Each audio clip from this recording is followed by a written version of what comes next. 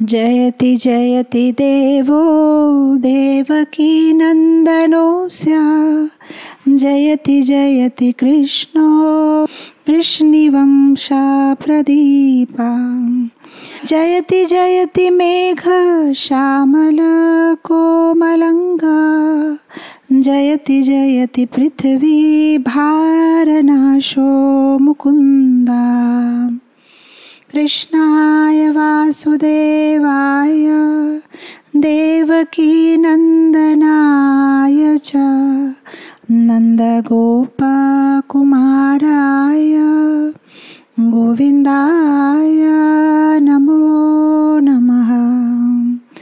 नमो पङ्कजनाभाय नमो पङ्कजमालिने नमो पङ्कजनेत्राय नमस्ते पङ्कजाङ्घ्रि। हे कृष्णा करुणा सिन्धु दीनबन्धु जगत्पते गोपेशा गोपिकान्त राधाकान्त नमोऽस्तुते। तप्तकाञ्चन गौराङ्गी राधे वृन्दावनेश्वरी वृषभानुसुते देवी प्रणमामि हरिप्रिये। जय श्री कृष्ण चैतन्य प्रभु नित्यानंदा श्री अद्वैता गदाधर श्रीवासादि गौरभक्तवृंदा। हरे कृष्णा कृष्णा कृष्णा हरे हरे हरे राम राम राम हरे हरे। ॐ अज्ञानतिमिरान्धस्य ज्ञानाञ्जनशलाकया चक्षुरुन्मिलितं येन तस्मै श्रीगुरवे नमः। श्री श्री राधा दामोदर भगवान की जय। जगन्नाथ बलदेव सुभद्रा महारानी की जय। सीताराम लक्ष्मण हनुमान की जय। श्री श्री गौर निताय की जय। लक्ष्मी नृसिंहदेव भगवान की जय। जगत गुरु श्रील प्रभुपाद की जय। इस्कॉन वर्तमान गुरु वृंद की जय। हरे कृष्ण। तो আজকের এই বিষয়টা অনেকই আসক্তিপূর্ণ আছে। আমাদের মন্দিরে লাস্ট সানডে রামায়ণের ড্রামা হয়েছিল। সে নাটকে ভগবান রাম আর সীতার বিয়ে আর সব কিছু খুব সুন্দরভাবে হয়েছিল। তো তখন থেকে আমার মনে ভগবানের বিয়েটা চলছে। তো আমি ভাবলাম যে আজকে এরকমই একটা কিছু টপিক নেব। তো সেই জন্য আমি এই টপিকটা সিলেক্ট করলাম। আর স্পেশালি এই যে রুক্মিণী কৃষ্ণর বিবাহটা, সেটা খুব বেশি ইন্টারেস্টিং আছে। আজকাল যে বইগুলো যেটা আমরা দেখি, সে বইগুলোর পুরো কনসেপ্টটা এই রুক্মিণী কৃষ্ণর বিবাহ থেকে এসেছে। যেভাবে এখানে ওনাদের বিয়ের ভিতরে অনেক কিছু আছে, এখানে হিরো আছে, ভিলেন আছে, অনেক কিছু হবে এখানে। মানে একটা অপহরণ হবে, আর যুদ্ধ হবে, আর একটা প্রেমপত্র লেখা হবে। তো এটা খুবই আসক্তিপূর্ণ আছে। তো এটা এখানে আরম্ভ করার আগে আমরা এখানে কিভাবে আসলাম সেটা একটু সংক্ষিপ্তে বলে আমি আগে যাব। আমরা জানি এই পুরো গল্পটা দশম স্কন্ধে আছে। ভাগবতের দশম স্কন্ধে 52, 53, 54, যে 52, 53, 54 অধ্যায়ে খুবই ইন্টারেস্টিংভাবে খুবই বিস্তার করা আছে। আমি তো খুবই সংক্ষিপ্তে আজকে আপনাদেরকে বলবো, নাহলে যদি আমরা এটা বিস্তার করতে গেলে কিছু মাস ভগবানের বিয়েই হবে না। আমাদের আজকেই ওনাদের বিয়ে শেষ করতে হবে বলে আমি একটু তাড়াতাড়ি যাব। কিন্তু যদি আপনি চান ভাগবতের এই চ্যাপ্টার্সগুলো, এই অধ্যায়গুলো নিয়ে আপনি বসতে পারেন। আর প্রভুপাদের খুবই সুন্দর তাৎপর্য মানে পারপট দেওয়া আছে। তো এখানে আমরা কি করে আসলাম, जो ভগবানের যখন আবির্ভাব হয় মথুরা জেলে, তারপর ওখান থেকে ভগবানকে নিয়ে যাওয়া যায় গোকুলে, তারপরে গোকুলে অনেক রাক্ষসের বধ হয়, তো ওখান থেকে ভগবান সতিকার আনন্দগ্রাম, আর সেখানে অনেক রাক্ষসের বধ করার পরে মাখন চুরি করার পরে গোবর্ধন লীলা করা, ব্রহ্মবিমোহন লীলা সব কিছু হওয়ার পরে অক্রূর আসবে, তারপরে অক্রূর ভগবানকে আবার মথুরা ফিরে নিয়ে যাবে, সেখানে ভগবান কংসের বধ করবে। আর কংসের বধ করার পরে জরাসন্ধ খুব রেগে যায়, তো উনি এখন মানে ভগবানের উপরে কি বলে প্রতিশোধ নিতে চায়। তো ও কি করে মানে অনেক কি বলে সৈনিক লোকদের জোগাড় করবে আর সবাইকে নিয়ে আসবে ভগবানের সাথে যুদ্ধ করতে জন্য। তো 17 বার আসবে, 17 বারই মানে ও হেরে চলে যাবে। কিন্তু এইবারে যখন ও আসবে 18th টাইম, তখন ওর রাজ্যতে অনেক ব্রাহ্মণদেরকে বসিয়ে আসবে যে তোমরা যজ্ঞ করতে থাকো, আমি যেন জিতে যাই, তোমরা আমার জন্য জপ করো, আর আমি মানে কি বলে যুদ্ধতে যাব। তো এখন এবারে ভগবান সমস্যাতে পড়ে গেছে, কেন উনার ভক্তরা তো যজ্ঞ করছে যে যেন জরাসন্ধ জিতে যায়। তো ভক্তের কথা তো নামে ভক্ত প্রণশ্যতি, ভক্তের কথাটা রাখতে হবে। আর এমনি তো উনি ভগবান, তো উনি তো হেরে যেতে পারবে না। তো এবারে ভগবান খুব সুন্দর যুক্তি করে কিভাবে উনি যুদ্ধ থেকেই পালিয়ে যায়। তো যখন জরাসন্ধ আসবে, এইবারে জরাসন্ধে খুব স্ট্র্যাটেজি করে এসেছে। ওর সাথে একটা রাক্ষস বলবো না, কি বলে তখনকার দিনে যে ছোঁয়াছুত ছিল, মানে যে এরকম একটা সমুদায় থাকে যাদেরকে ছুলেই মানে আমাদেরকে সবাই বহিষ্কার করে দেবে যে তোমরা অত নীচ জাতির লোকেরকে ছুঁয়েছো, এখন তুমি আমাদের সমুদায়তে ফিরে আসতে পারবে না। তো এরকম একটা লোক ছিল, তার নাম ছিল কালিয়াবান।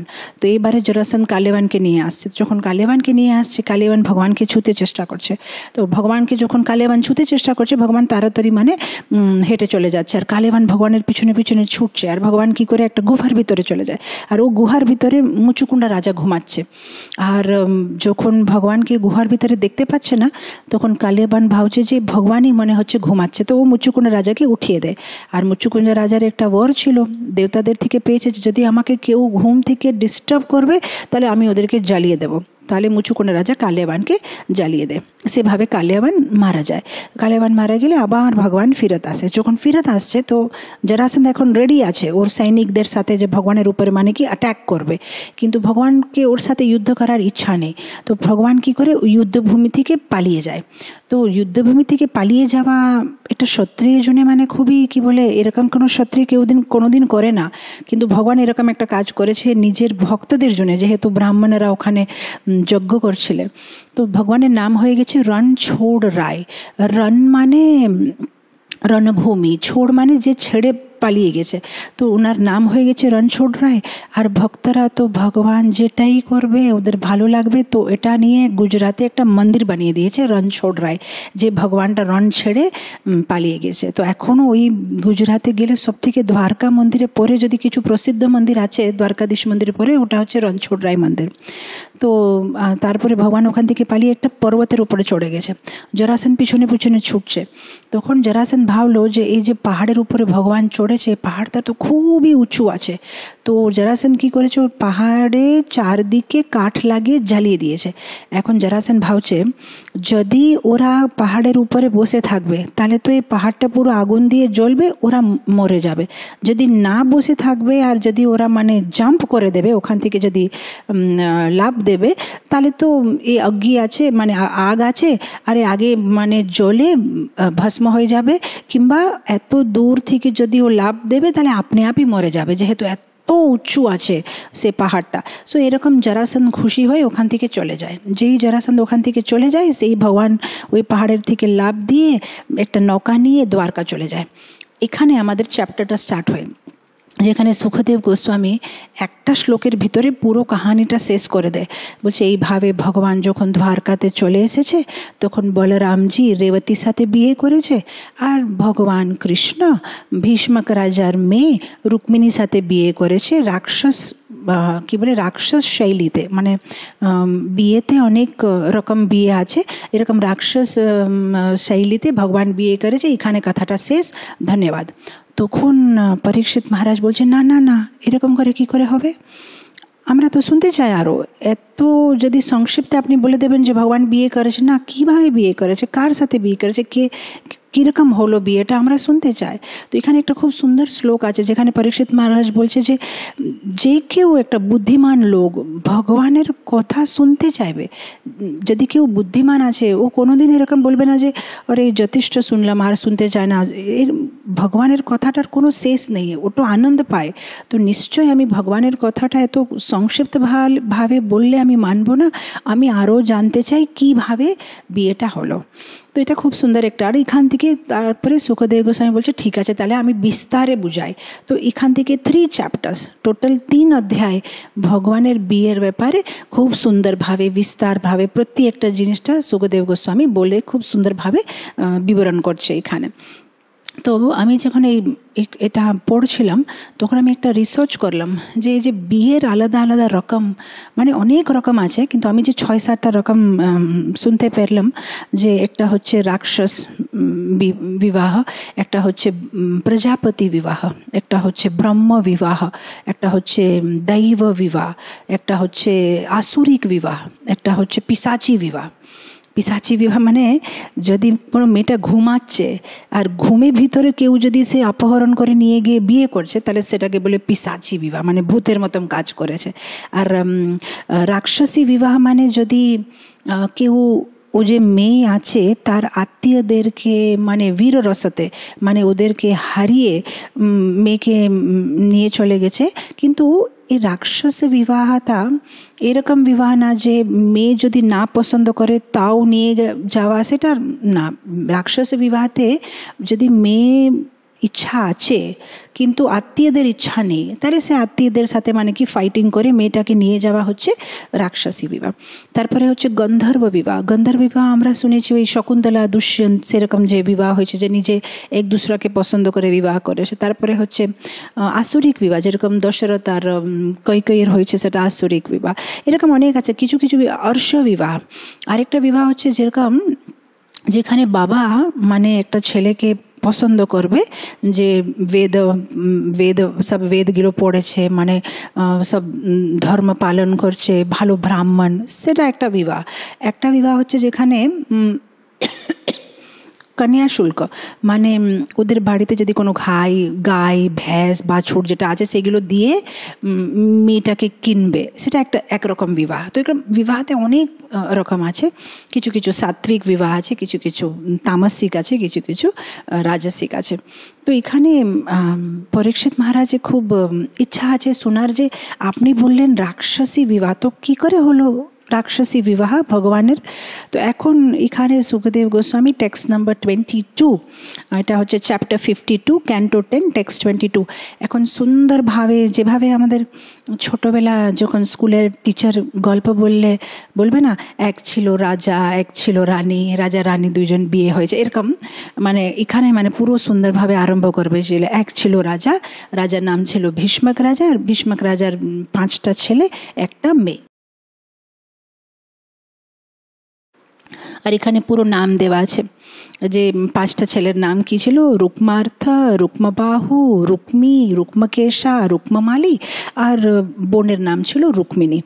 অনেক সময় ভক্তরা আমাকে জিজ্ঞেস করে যে ভাগবতমতে এই নামগুলো অনেক বেশি দেওয়া আছে, এর ছেলে ছিল এটা, ওর দাদু ছিল ওর দাদুর দাদু ছিল পুরো মানে ওর নামগুলো জানে আমাদের কী লাভ আছে? এত বেশি নাম কেন দেওয়া থাকে ভাগবতমে?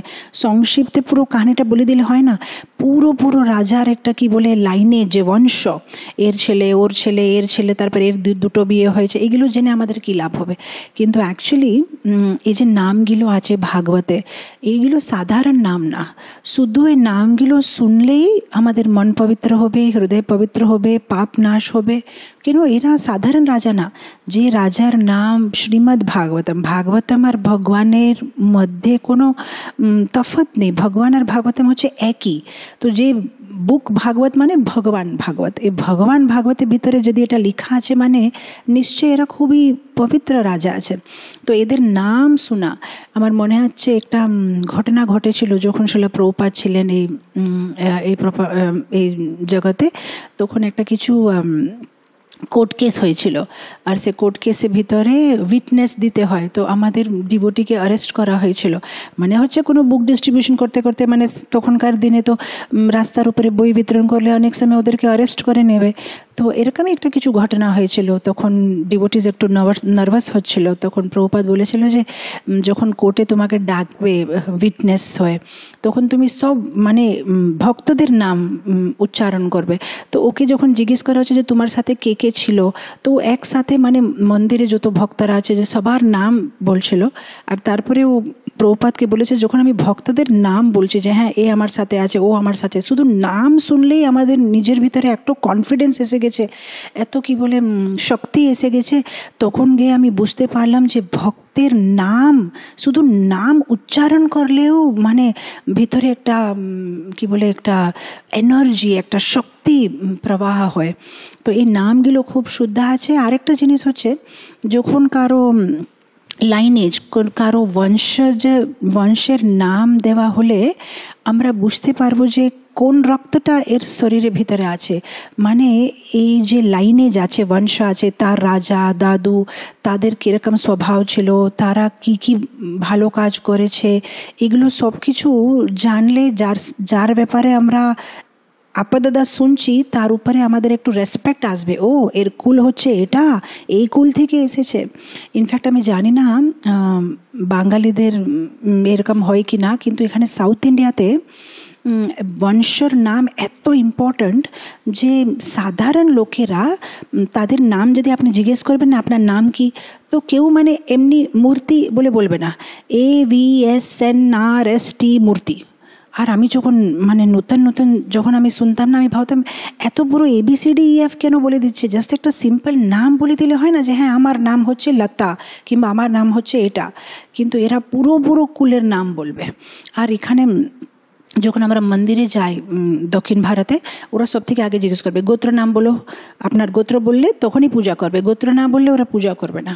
তো মানে এখানে এত ইম্পর্ট্যান্ট আছে যে কোন কুল থেকে আপনি আছেন সেইভাবে পূজা করবে, যে আপনি এই কুল থেকে আচ্ছা আপনি ওই কুল থেকে আছে, তাহলে আমরা বুঝবো যে আপনি কীরকম লোক, মানে কীরকম আপনার দাদা ছিল, কীরকম আপনার পরদাদা ছিল। তো এটা খুবই ইম্পর্ট্যান্ট জিনিস।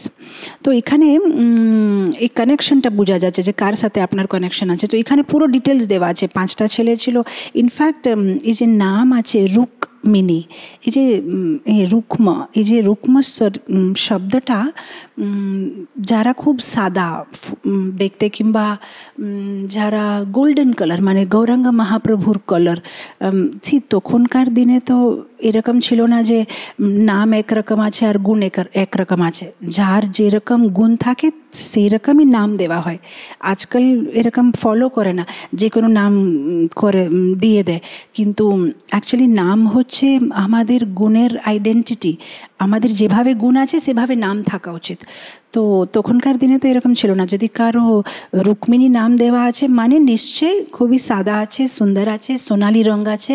কেন এই রুক্ম শব্দটা ভগবান চৈতন্য মহাপ্রভু যিনি ভক্তি বিনোদ ঠাকুর, ওনার একটা খুব সুন্দর একটা গান আছে যেখানে উনি বলছে যে ভগবান মহাপ্রভুর রঙ হচ্ছে রুক্ম রঙ। ভজনটা কি আছে, এমন দুর্মতি সংসার ভিতরে, সেখানে একটা লাইন আছে, বেদের প্রতিজ্ঞা রাখিবার তার, বেদের প্রতিজ্ঞা রাখিবার তার, রুক্ম বর্ণ বিপ্রসূত, মহাপ্রভু নামে নদিয়া মাতায়, সঙ্গে ভাই অবধূতা, এমন দুর্মতি সংসার ভিতরে পড়িয়াছিনু আমি। তো সেখানেও লাইন আছে, বেদের প্রতিজ্ঞা রাখিবারে তারা রুক্মবর্ণ, মহাপ্রভু এসেছেন উনি রুক্মবর্ণ গোল্ডেন কালার, বিপ্রসূত ব্রাহ্মণের ছেলে হয়ে উনি এসেছেন। তো এই রুক্ম শব্দটা মানে রুক্মিণী দেবীর রঙটা এরকমই ছিল, রাধারানীর রঙ, চৈতন্য মহাপ্রভুর রঙ, রুক্মিণীর রঙ গোল্ডেন কালার, খুব সুন্দর দেখতে। তো এখানে বলছে 5 জন ছেলে আর 1 জন মেয়ে ছিল ভীষ্মক রাজাকে। তারপরে শ্লোকে বলছে যে রুক্মিণী দেবীর যে বাবা ছিল ভীষ্মক রাজা, উনি খুব সুন্দর স্বভাব, খুব পবিত্র রাজা, খুব পুণ্য করে আর ওনার রাজ্যতে সবসময় ভালো লোকেরা, ভালো সাধুরা আসে। আর সাধুরা আসলে কি হবে, তুষ্যন্তি চা রমন্তি চা কথায়ন্তে মাম নিত্যম। ভক্তের গুণ কি, যখনই অন্য ভক্তকে দেখবে ভগবানের ব্যাপারে কথা বলবে। তো এখানে ভীষ্মক রাজার রাজ্যতে সভাতে সব সাধুরা আসতেন, আর আসার পরে কি করতেন, ভগবানের কথা। তো সেই জন্য ছোট্টবেলা থেকে রুক্মিণী সব সময় ভগবান কৃষ্ণের ব্যাপারে অনেক কিছু গল্প শুনেছে। উনি এরকম দেখতে, এরকম এরকম এরকম, তো শুনে শুনে শুনে শুনে ভগবানের উপরে ভালোবাসা হয়ে গেছে। আর মনের মধ্যে নিশ্চয় করেছে আমি বিয়ে করব কৃষ্ণর সাথে, কৃষ্ণ আমার পতি হবে। তো সেরকম ওনার মানে মনোভাব। আর এখানে বলছে যে রুক্মিণী দেবী ভগবানের কেবল উনার সৌন্দর্য না, উনার পরাক্রম, উনার চরিত্র, উনার বৈভব সব কিছু শুনেছেন। এটা খুব ইম্পর্ট্যান্ট। সাধারণ মানে সাধারণ জীবের জন্য এটা খুব সুন্দর ইনস্ট্রাকশন যে যাকারও উপর আকর্ষণ শুধু চর্ম দেখে করা উচিত না। গুণ খুব ইম্পর্ট্যান্ট আছে। গুণ কীরকম আছে, আজকাল যেরকম যদি কোনো কারোর সাথে বিয়ে ঠিক হবে, বিয়ে সময় কী কী দেখতে হবে, এটা না যে দেখতে সুন্দর আছে, ফর্সা আছে, চলো বিয়ে করে নেবে, না, গুণ কীরকম আছে। দেখতে ভালো না থাকলেও যদি গুণ ভালো আছে সেটাই একটা সৌন্দর্য, যে ভালো গুণ আছে। তো ইভেন আমাদের সাধারণ কোনো জিনিস উপরে আমাদের আকর্ষণ হয় চোখে দিয়ে, কিন্তু তারপরে আমরা তার গুণগুলো শুনি, আর তারপরে যদি আমাদের আরও আকর্ষণ হচ্ছে, তার মানে ওটা স্টেবল অ্যাট্রাকশন। শুধু একটা সৌন্দর্য দেখে আকর্ষিত হলে ওটা বেশি দিন চলবে না। ইভেন একটা শাড়ি কিনতে গেলেও আগে দেখলে বলবো হ্যাঁ খুব সুন্দর শাড়ি, কিন্তু তারপরে সব কিছু জিজ্ঞেস করা হবে, কোন মেটেরিয়াল আছে, ড্রাই ক্লিনিং করতে হবে নাকি, ওয়ারেন্টি আছে কি না, ফেটে যাবে না তো, মেটেরিয়াল কীরকম আছে, গায়ে লাগবে না তো, অনেক কিছু আমরা শোনার পরে সেটা কিনবো। এরকমই এই ভৌতিক জগতে আমাদের শুধু কেউ সুন্দর আছে বলে পাগল হয়ে যেতে নেই, গুণ কীরকম আছে, গুণ খুব ইম্পর্ট্যান্ট আছে। তো এখানে রুক্মিণী দেবী ভগবানের সব গুণ দিয়ে আকর্ষিত। উনি দেখতে সুন্দর আছে, উনার বৈভব আছে, উনি পরাক্রমী আছে, উনার শীল ক্যারেক্টার ভালো আছে, এরকম সব কিছু শুনে উনি খুবই খুশ। এখানে আমরা যখনই নববিধা ভক্তির ব্যাপারে চর্চা করলে শ্রবণের এক্সাম্পল দিতে গেলে সর্বপ্রথম রুক্মিণী দেবী মনে পড়বে, যিনি ভগবানের কথা শুনে শুনে ভগবানের সাথে ওনার ভালোবাসা হয়েছে।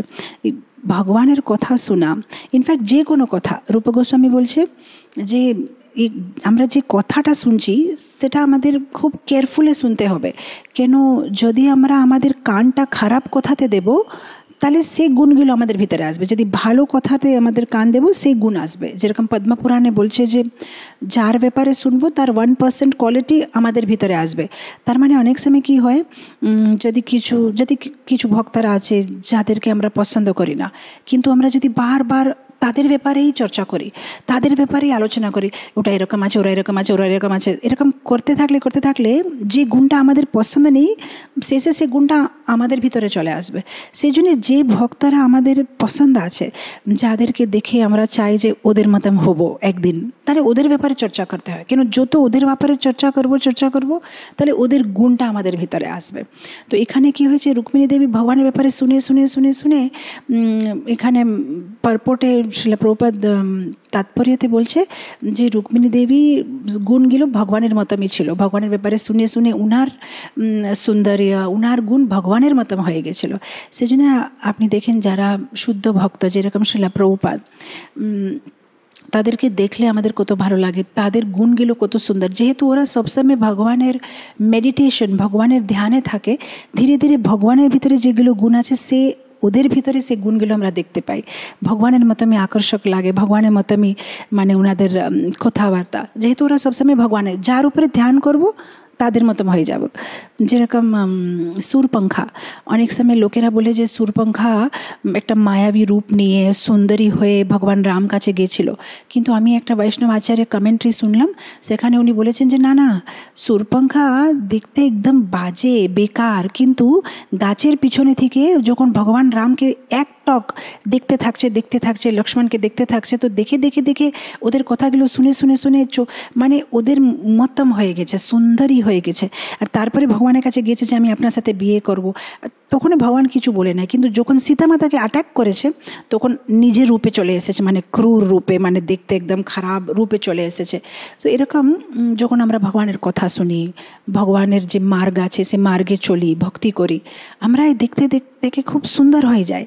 কিন্তু যখন আমরা বৈষ্ণব অপরাধ করি তখন সুরপঙ্খার মতো আমরা মানে আবার নিজে বাজে রূপে চলে আসবো, খারাপ রূপে আমরা চলে আসবো।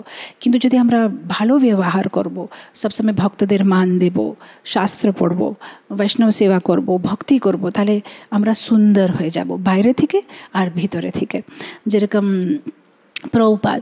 প্রভুপাদ দেখতে মানে উনি তো কোনো 20 বছর 25 বছর ছেলে না, উনি একটা বুড়ো মানুষ। তাও যে কেউ প্রভুপাদকে দেখলে বলবে আহা কত সুন্দর আছে। তো কিসের আছে এই সুন্দরতা? বাইরের চর্ম না, পুরো তো ব্রিঙ্কল হয়ে গেছে, কিন্তু ভিতরে সুন্দরতা যখন বড়ে যায় সে সুন্দরতা বাইরে দেখা যায়। তো প্রভুপাদকে যে কেউ দেখলে বলবে মানে প্রভুপাদের উপরে মানে ভালোবাসা হয়ে যায়, যেহেতু ভিতর থেকে উনি সুন্দর আছেন, ভিতরে ভালো গুণ আছে। তো এখানে রুক্মিণী দেবী সেই জন্যে এই চোখ থেকে বেশি ইম্পর্ট্যান্ট আছে কান। কেন মায়া চোখে থেকে ভিতরে যাবে, ভগবান কানে করে ভিতরে যাবে। এই চোখটা বদমাশ আছে, এই চোখটা আমাদেরকে মায়া দিকে আকর্ষিত করে। কিন্তু আমাদের কি করতে হবে? ভগবানের কথাগুলো শুনে কর্ণরন্ধ্রে না, এই কর্ণ যে রন্ধ্র আছে সে রন্ধ্রের ভিতর থেকে ভগবানকে ভিতরে নিয়ে আসে আমাদের হৃদয়ের ভিতরে বসিয়ে দিতে হবে। এখানে রুক্মিণী দেবী শুনে শুনে শুনে শুনে ভগবানের উপরে এত ভালোবাসা হয়ে গেছে যে মনে নিশ্চয় করেছে আমি যদি বিয়ে করব কৃষ্ণর সাথে বিয়ে করব।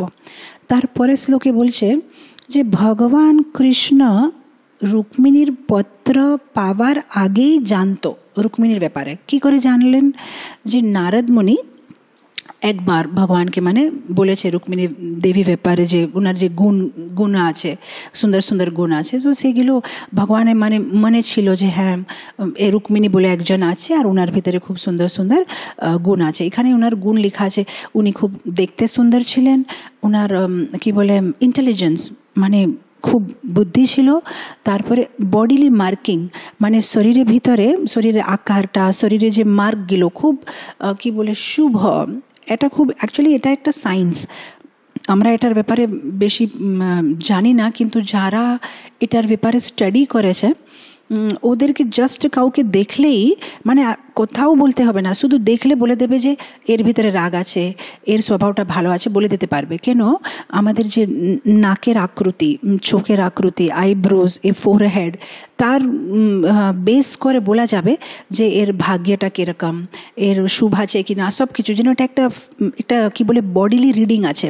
কেন? অসপিশিয়াস মার্ক, তারপরে হাতে কি কত চক্র আছে। তো এরকম রুক্মিণী দেবীর পুরো শরীরটা খুবই অসপিশিয়াস, মানে নাকটা যেভাবে থাকতে হবে যে সেভাবেই আছে, চোখটা যেভাবে মানে সেভাবে সব কিছু পারফেক্ট আছে।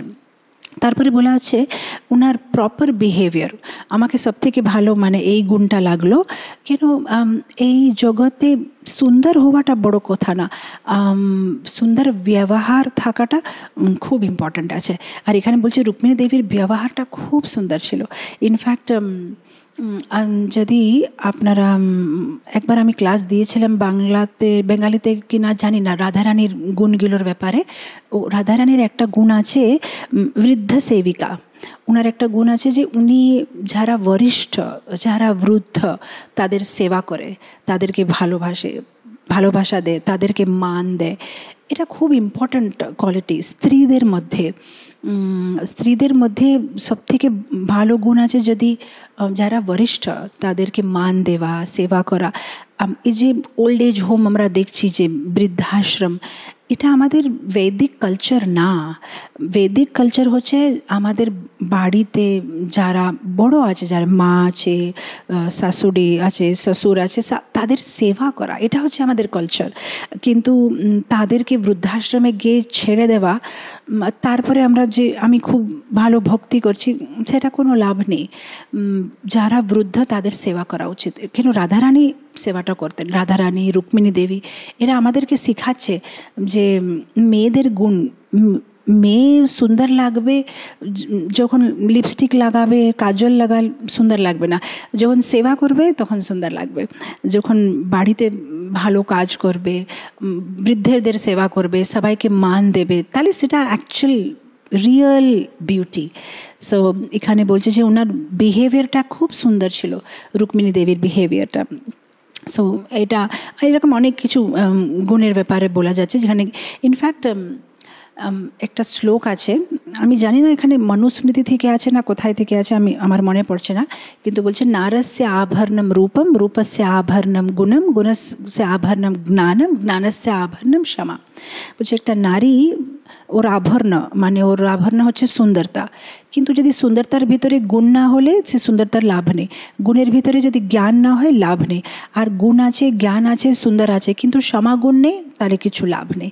মানে নারীর সত্যি আভরণ হচ্ছে ক্ষমা থাকা, অন্য লোককে ক্ষমা করে দেওয়া, একটা বড় হৃদয় রাখা, সবাইকে ভালোবাসা দেওয়া, সবার সেবা করা, এটা হচ্ছে একটা নারীর একটা গুণ, এটা ওর প্রকৃত সুন্দরতা।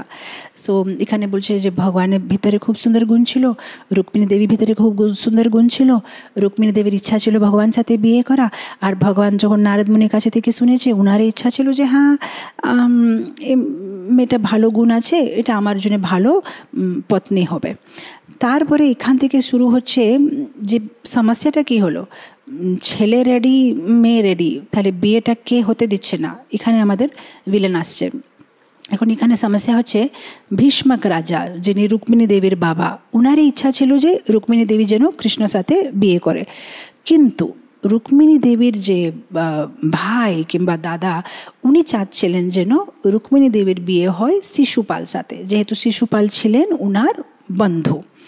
তো এখন এই কাহিনীটা শুনলে অনেকটা কাহিনী আমাদের মতনই আছে, যেরকম এই রুক্মিণী দেবীর 5 জন ভাই হচ্ছে 5টা ইন্দ্রিয়, আর রুক্মী মানে যে রুক্মিণী দেবীর দাদা, উনি হচ্ছেন মন, আর রুক্মিণী দেবীর বাবা হচ্ছেন বুদ্ধি, আর রুক্মিণী দেবী হচ্ছেন আত্মা, আর শিশুপাল হচ্ছে মায়া।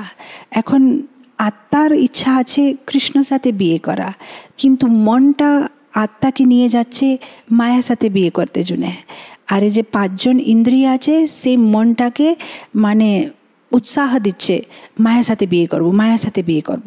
আর ভীষ্মক রাজা, যিনি হচ্ছেন বুদ্ধি, ওনার ইচ্ছা নেই, কিন্তু উনি খুব উইক আছে, উনি মানে কিছু বলতে পারছেন না, যেটা মন বলছে সেটা মেনে নিচ্ছে।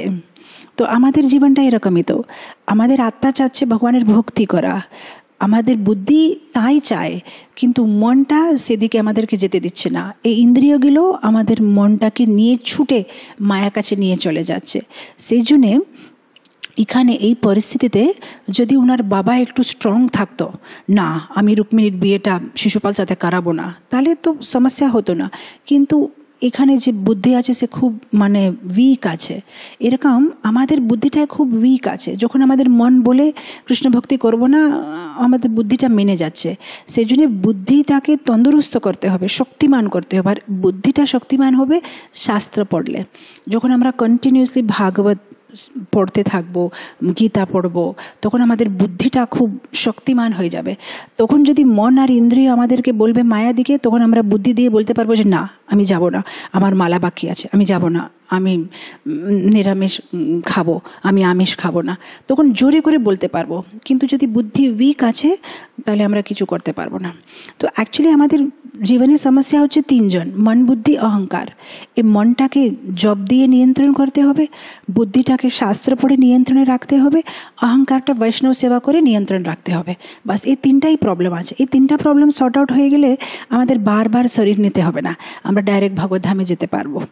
তো এখানে এটা হচ্ছে সমস্যা। এখন বুদ্ধি মেনে গেছে, মানে ভীষ্মক রাজা বলছে ঠিক আছে যেটা রুক্মী বলবে সেটাই হবে।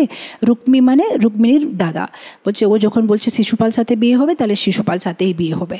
তো এখন রুক্মিণী দেবীর কাছে একটা মানে দুটো বিকল্প আছে, কি গোপাল না শিশুপাল। শিশুপাল সাথে বিয়ে করবো না গোপাল সাথে বিয়ে করবো, কিন্তু রুক্মিণী দেবী বলছে না আমি গোপাল সাথে বিয়ে করব, আমি শিশুপাল সাথে বিয়ে করতে চাই না। কিন্তু উনি হচ্ছেন মেয়ে মানুষ, মেয়ে মানুষের কথা কে শুনবে? তো এরা সব বিয়ে ঠিক করে নিয়েছে। এখন শিশুপাল চলে আসছে, পুরো বিয়ের সব অ্যারেঞ্জমেন্ট হয়ে গেছে, ইনার মনটা মানে এরকম দুঃখিত হচ্ছে যে আমি করলে এখন করব কি, কেন আজকালের মতন না যে একটা হোয়াটসঅ্যাপ পাঠিয়ে দিলে হয়ে যাবে কৃষ্ণকে, কি করা যাবে এখন, সমস্যা হয়ে গেছে, বড় সমস্যা। তখন ওনার মনে পড়েছে যে এত বড় সমস্যা আমার জীবনে এসেছে, কে আমাকে সাহায্য করতে পারবে, ব্রাহ্মণ। সাথে সাথে একটা ব্রাহ্মণকে ডাকছে, আর ব্রাহ্মণকে ডেকে একটা প্রেমপত্র, মানে ইতিহাসে সর্বপ্রথম প্রেমপত্র, যেটা একটা ছেলে লিখে না মেয়েকে, একটা মেয়ে লিখেছে ছেলেকে। এখন উনি মানে ওনার প্রেমপত্র লিখছে ভগবান কৃষ্ণকে যে আপনি আসেন, আমাকে নিয়ে যান। আর সেই পত্রটা ব্রাহ্মণের হাতে দিচ্ছে, আর ব্রাহ্মণকে বলছে তুমি তাড়াতাড়ি দ্বারকা যাও আর আমার এই সন্দেশটা, আমার এই মেসেজটা কৃষ্ণকে দাও। যেরকম রুক্মিণী দেবীর জীবনে হয়েছে, আমাদের জীবনে এরকমই আছে। আপনারা ভালোভাবে লক্ষ্য করবেন, আমি যেটা বলছি, C C C C C C for choice. যখন আমরা মানে কৃষ্ণকে সিলেক্ট করব, আমাদের জীবনে আমরা কৃষ্ণকে পছন্দ করব কিংবা নির্বাচিত করব, মানে অনেকগুলো বিকল্পের মধ্যে যে ভগবানকে যে আমরা নির্বাচিত করলাম, ভগবানের যে আমরা পছন্দ করলাম, যখনই আমরা চয়েস করব, যখনই আমরা ভগবানকে পছন্দ করব, তখনই জীবনে প্রবলেম স্টার্ট হয়ে যাবে। মায়াকে পছন্দ করলে প্রবলেম কিছু থাকে না, খুব সিম্পল। এখন যদি রুক্মিণী দেবী শিশুপাল সাথে বিয়ে করতে রেডি হয়ে গেলে কোনো সমস্যা নেই লাইফে, হ্যাপি বিয়ে হয়ে যাবে। কিন্তু যেহেতু মায়াকে বলেছে নো, কৃষ্ণকে বলেছে ইয়েস, এখন প্রবলেম স্টার্ট। আমাদের জীবনে এরকমই হয়, যখনই আমরা ভক্তি স্টার্ট করি প্রবলেম স্টার্ট। বাড়িতে সবাই সমস্যা করবে, তুমি কেন ছেড়ে দিয়েছো পেঁয়াজ লসুন খেতে, তুমি চা কফি খেতে কেন ছেড়ে দিয়েছো, তুমি কেন মালা করছো, এখন তো তুমি ইয়াং আছো, বুড়ো হলে এগুলো করা উচিত, সব সমস্যা স্টার্ট হবে। যেরকম রুক্মিণী দেবী বাড়িতে এখন সব সমস্যা, যেহেতু উনি কৃষ্ণের সাথে বিয়ে করতে চায়। তো C for choice, C for choice. যদি কৃষ্ণকে পছন্দ করবো সমস্যা আসবে। আচ্ছা, সমস্যা আসবে তাহলে কি করব, সি ফর চয়েস করলে সি ফর চ্যালেঞ্জ, চুনৌতি, অনেক সমস্যা আসবে। এখন যখন পছন্দ করলাম, সমস্যা আসলো, তারপরে কি করতে হবে, C for connection. C C C choice, challenge, connection. কার সাথে কানেকশন করতে হবে, গুরুর সাথে। যেই সমস্যাতে পড়বো, গুরুর সাথে সম্বন্ধ, গুরুর সাথে যোগাযোগ করতে হবে, সাথে সাথে গুরু আশ্রয় নিতে হবে। এখানে কি করেছে রুক্মিণী দেবী, যখন দেখছে যে কেউ সাহায্য করতে পারবে না, গুরু আশ্রয় নিয়েছে। একটা ব্রাহ্মণ মানে গুরু, উনাকে ডেকেছেন যে আমাকে সাহায্য করেন। তো আমাদের জীবনে যখন আমরা ভক্তিতে আসি, যে কোনো সমস্যা হলে আমাদের শিক্ষা দীক্ষা গুরু, তাদের সাথে যোগাযোগ করতে হবে। তাদেরকে বলতে হবে যে আমার মেসেজটা কৃষ্ণকে দিয়ে দিন। কেন ডাইরেক্টলি আমরা কৃষ্ণ কাছে যেতে পারবো না। আশ্রয় করিয়া ভজে তাই কৃষ্ণ নাহি তাজে, আমাদের আশ্রয় করে ভজতে হবে কোনো একটা গুরুর। কেন দেখেন, রুক্মিণী দেবী ডাইরেক্টলি কৃষ্ণ কাছে যেতে পারছে না, উনি হচ্ছেন লক্ষ্মী দেবী, তাও ওনাকে ব্রাহ্মণ দিয়ে, গুরু দিয়ে যেতে হচ্ছে। তাহলে আমরা কি করে ডাইরেক্টলি যেতে পারবো? তো এখানে উনি একটা গুরুর হেল্প নিচ্ছে, যে না আপনি যান আর কৃষ্ণকে আমার মেসেজ দিন। এখন কথাটা বললে আমাদের মনের মধ্যে একটা কোশ্চেন আসবে যে আপনি বলছেন সি ফর কানেকশন, গুরুর সাথে সম্বন্ধ, কিন্তু কি করে হবে মাতাজি? আমাদের ইসকনে গুরু মহারাজারা যারা আছে, তাদের হাজার লাখ লাখ শিষ্য আছে, তাদের সাথে আমরা কি করে, দীক্ষাগুরু ব্যস্ত আছে, শিক্ষাগুরু ব্যস্ত আছে, সবাই তো ব্যস্ত আছে প্রিচিংয়ে, তাদের সাথে কি করে আমরা যোগাযোগ করব, কিভাবে তাদের সাথে কাছে থেকে আমরা day to day basis instructions নেব। সে অনেক সময় সবসময় কাছে থাকলেই ওনার মেসেজগুলো বুঝতে পারবো বলে না। প্রবচন যেগুলো গুরু মহারাজ কিংবা প্রভুপাদ যে প্রবচনগুলো দিচ্ছে, সেখানে শুনে শুনে আমাদের জীবনটাকে আমাদেরকে চেঞ্জ করতে হবে। এটা না যে প্রতিবারে গুরু মহারাজ সাথে ছবি নিলেই হবে, একটা রুমে থাকলেই হবে, ওনার কাছে থাকলেই আমরা মাইলস অ্যাপার্ট, মানে অনেক দূরে থাকলেও কোনো অসুবিধা নেই, হৃদয়ের ভিতরে থাকতে হবে, সেটা খুব ইম্পর্ট্যান্ট আছে। এটা না যে আমি মায়াপুরে থাকবো, গুরু মহারাজের কাছে থাকবো তখনই কিছু হবে। আপনারা আমেরিকায় থাকতে পারবেন, কিন্তু হৃদয়ের ভিতরে গুরু মহারাজকে বসাতে হবে। হৃদয়ের ভিতরে বসানো মানে ওনার যে মুড আছে, ওনার যে ইনস্ট্রাকশনস আছে, উনি যেটা আমাদেরকে সেবা করতে বলেছে, সেটা আমাদেরকে খুব ভালোভাবে করতে হবে। সেটাই আমাদের কানেকশনকে স্ট্রং করবে। যে কোনো একটা ইনস্ট্রাকশন, ছোট্ট থেকে ছোট সেবা এভাবে করতে হবে যেভাবে, যে এই সেবাটা ভালোভাবে করলে আমার গোলক বৃন্দাবনের টিকিটটা কনফার্ম হয়ে যাবে। এইরকম তীব্রভাবে ভক্তি করতে হবে, যেটাই বলা হয় সেটা সিনসিয়ারলি ফলো করতে হবে। আর গুরু মহারাজ যখন কথা বলে, প্রভুপাদ যখন কথা বলে, ওনাদের ক্লাসের মধ্যে যে উনি বলছেন সেটা দিয়ে আমরা বুঝতে পারবো ওনাদের মুড কী, ওনারা কী চাচ্ছেন আমাদের কাছে, কিভাবে ব্যবহার করলে ওনারা খুশি হবেন। আমার একটা গল্প মনে আসছে, রামানুজাচার্য যখন ওনার গুরুর সাথে দেখা করতে গেছেন তিরুপতিতে। তিরুপতিতে তো পাহাড় আছে, ভগবান উপরে আছে, আর তিরুপতির পাহাড় মানে অনন্ত শেষ। তো ওনার মনের মধ্যে আসলো যে অনন্ত শেষের উপরে পাই দিয়ে আমি কি করে পাহাড় চড়বো। তো উনি মানে কি করছেন, আটু করে মানে এরকম করে পাহাড়টা চড়ছে। যখন পাহাড়টা চড়ে উপরে যাচ্ছে, তখন দূরে থেকে দেখছে ওনার যে গুরু শ্রীশৈলপূর্ণা, উনি ছুটে আসছে, ওনার জন্য প্রসাদ নিয়ে এসেছে। বলছে, আরে গুরু মহারাজ, আপনি কেন আমার জন্য প্রসাদ নিয়ে আসলেন? আপনি কোনো জুনিয়র ভক্তকে বললে হয়ে যেত না? তখন ওনার গুরু বলছে, হ্যাঁ ঠিক, আমি এটাই ভাবলাম যে কোনো জুনিয়র ভক্তকে পাঠিয়ে দেবো, কিন্তু আমি পুরো আশ্রমে খুঁজলাম, আমার থেকে বেশি জুনিয়র আমি কাউকে পাই না, সেজন্য আমি এসেছি তোমাকে প্রসাদ দিতে জন্য। তখন রামানুজাচার্য ভাবছে যে আমার গুরুর মুডটা দেখেন, নিজেকে সবাই থেকে জুনিয়র ভাবছে, ও তার মানে আমাকে আমার আচরণতে এটা নিয়ে আসতে হবে। সো এরকম গুরু মহারাজ কিংবা প্রভুপাদ কিংবা যে সিনিয়র বরিষ্ঠ বৈষ্ণব, তাদের কি বলে ব্যবহার, তাদের কথাবার্তা, তাদের ক্লাস, সেইগুলো থেকে আমাদের কানেকশন এস্টাবলিশ করতে হবে। কানেকশন বলে এটা না যে ফোনে কথা বললেই কানেকশন হবে কিংবা মুখামুখি কথা বললেই কানেকশন হবে। ক্লাসের কেড়ে কানেকশন করা যায়, যে কথাগুলো বলছে সেটা ভালোভাবে শুনে জীবনে আচরণ করলে কানেকশন হবে। আর অনেক সময় আমি নিজে জীবনে দেখেছি, অনেকগুলো বড় সমস্যা থাকলে ম্যানেজমেন্টে গুরু মহারাজকে লেখা যায়, উনি জবাব দেবেন। কিছু ছোট সমস্যাগুলো তো ওনাকে বলে ডিস্টার্ব করা যায় না, কিন্তু আমি অনেকবার এরকম করি, গুরু মহারাজকে ইমেল লিখে দিই পুরো যেটা বলার আছে, আর আমি সেন্ড করি না। কিন্তু আমি প্রতিবারই দেখি যে বাস এটা লিখে দিলেই 2 দিন মধ্যে তার মানে সলিউশন চলে আসে। একবার আমাকে কোভিডের সময় না গলাতে খুব ব্যথা ছিল, একসাথে অনেক, এখন তো ক্লাস মানে কমে গেছে, তখন তো মানে দিনে 2-3 ক্লাস হয়ে যেত অনেক সময়। তো মানে গলার ভিতর খুব গরম, মানে গরম হাওয়া, মানে আমি কথা বলতে পারছিলাম। তো আমি এমনি গুরু মহারাজকে আমি লিখলাম যে আমার গলাটা, কিন্তু আমি ভাবলাম পাঠালে গুরু মহারাজের ডিস্টার্ব, জাস্ট আমি এটা লিখেছি, সাডেনলি দেখছি যে সকালে উঠে দেখছি পেনটা চলে গেছে। কিন্তু চৈত্য গুরু আমাদের হৃদয়ের ভিতরে আছে, পরমাত্মা আমাদের হৃদয়ের ভিতরে আছে। তো এই গুরু পরম্পরাকে আমরা যেটা বলতে চাই, অনেক সময় আমরা লিখে রেখে দিতে পারি। এটা না যে ওই লেটারটা গেলেই গুরু মহারাজ পড়তে পারবে, ও শুধু লিখে রাখলে কিংবা মনে মধ্যে বললেই হয়ে যাবে, প্রার্থনা করলেই হয়ে যাবে। তো এরকম রুক্মিণী দেবী এখানে কত সুন্দরভাবে, যেভাবে রুক্মিণী দেবী ভগবানকে প্রেমপত্র লিখেছেন, আমরাই লিখতে পারি। হতে পারে আমরা অলঙ্কারভাবে লিখতে পারবো না, আমাদের এত অভিজ্ঞতা নেই, এত জ্ঞান নেই। সেই জন্য কী করতে হবে, ভাগবতে যেগুলো স্তুতি আছে, অক্রূরের স্তুতি আছে, ইন্দ্রের স্তুতি আছে, ভীষ্ম স্তুতি আছে, কুন্তী দেবীর স্তুতি আছে, প্রহ্লাদ মহারাজের স্তুতি আছে, ধ্রুব মহারাজের স্তুতি আছে, বৃত্সাসুরের স্তুতি আছে, নাগপত্নীর স্তুতি আছে, দেবতাদের স্তুতি আছে। এসব স্তুতিগুলো আমরা কণ্ঠস্থ করতে পারি, মুখস্থ করতে পারি। না করতে পারলেও জাস্ট প্রতিদিন একটা স্তুতি পড়লেই হচ্ছে। আমরা যে গজেন্দ্র স্তুতি আছে যদি আমরা পড়ি, তাহলে এটা হচ্ছে আমাদের প্রেমপত্র ভগবানকে। কিংবা আমরা যদি নিজে হয়ে লিখতে চাই, বাংলাতে, ইংলিশে, হিন্দিতে, তেলুগুতে, আমরা ভগবানকে পত্র লিখতে পারি।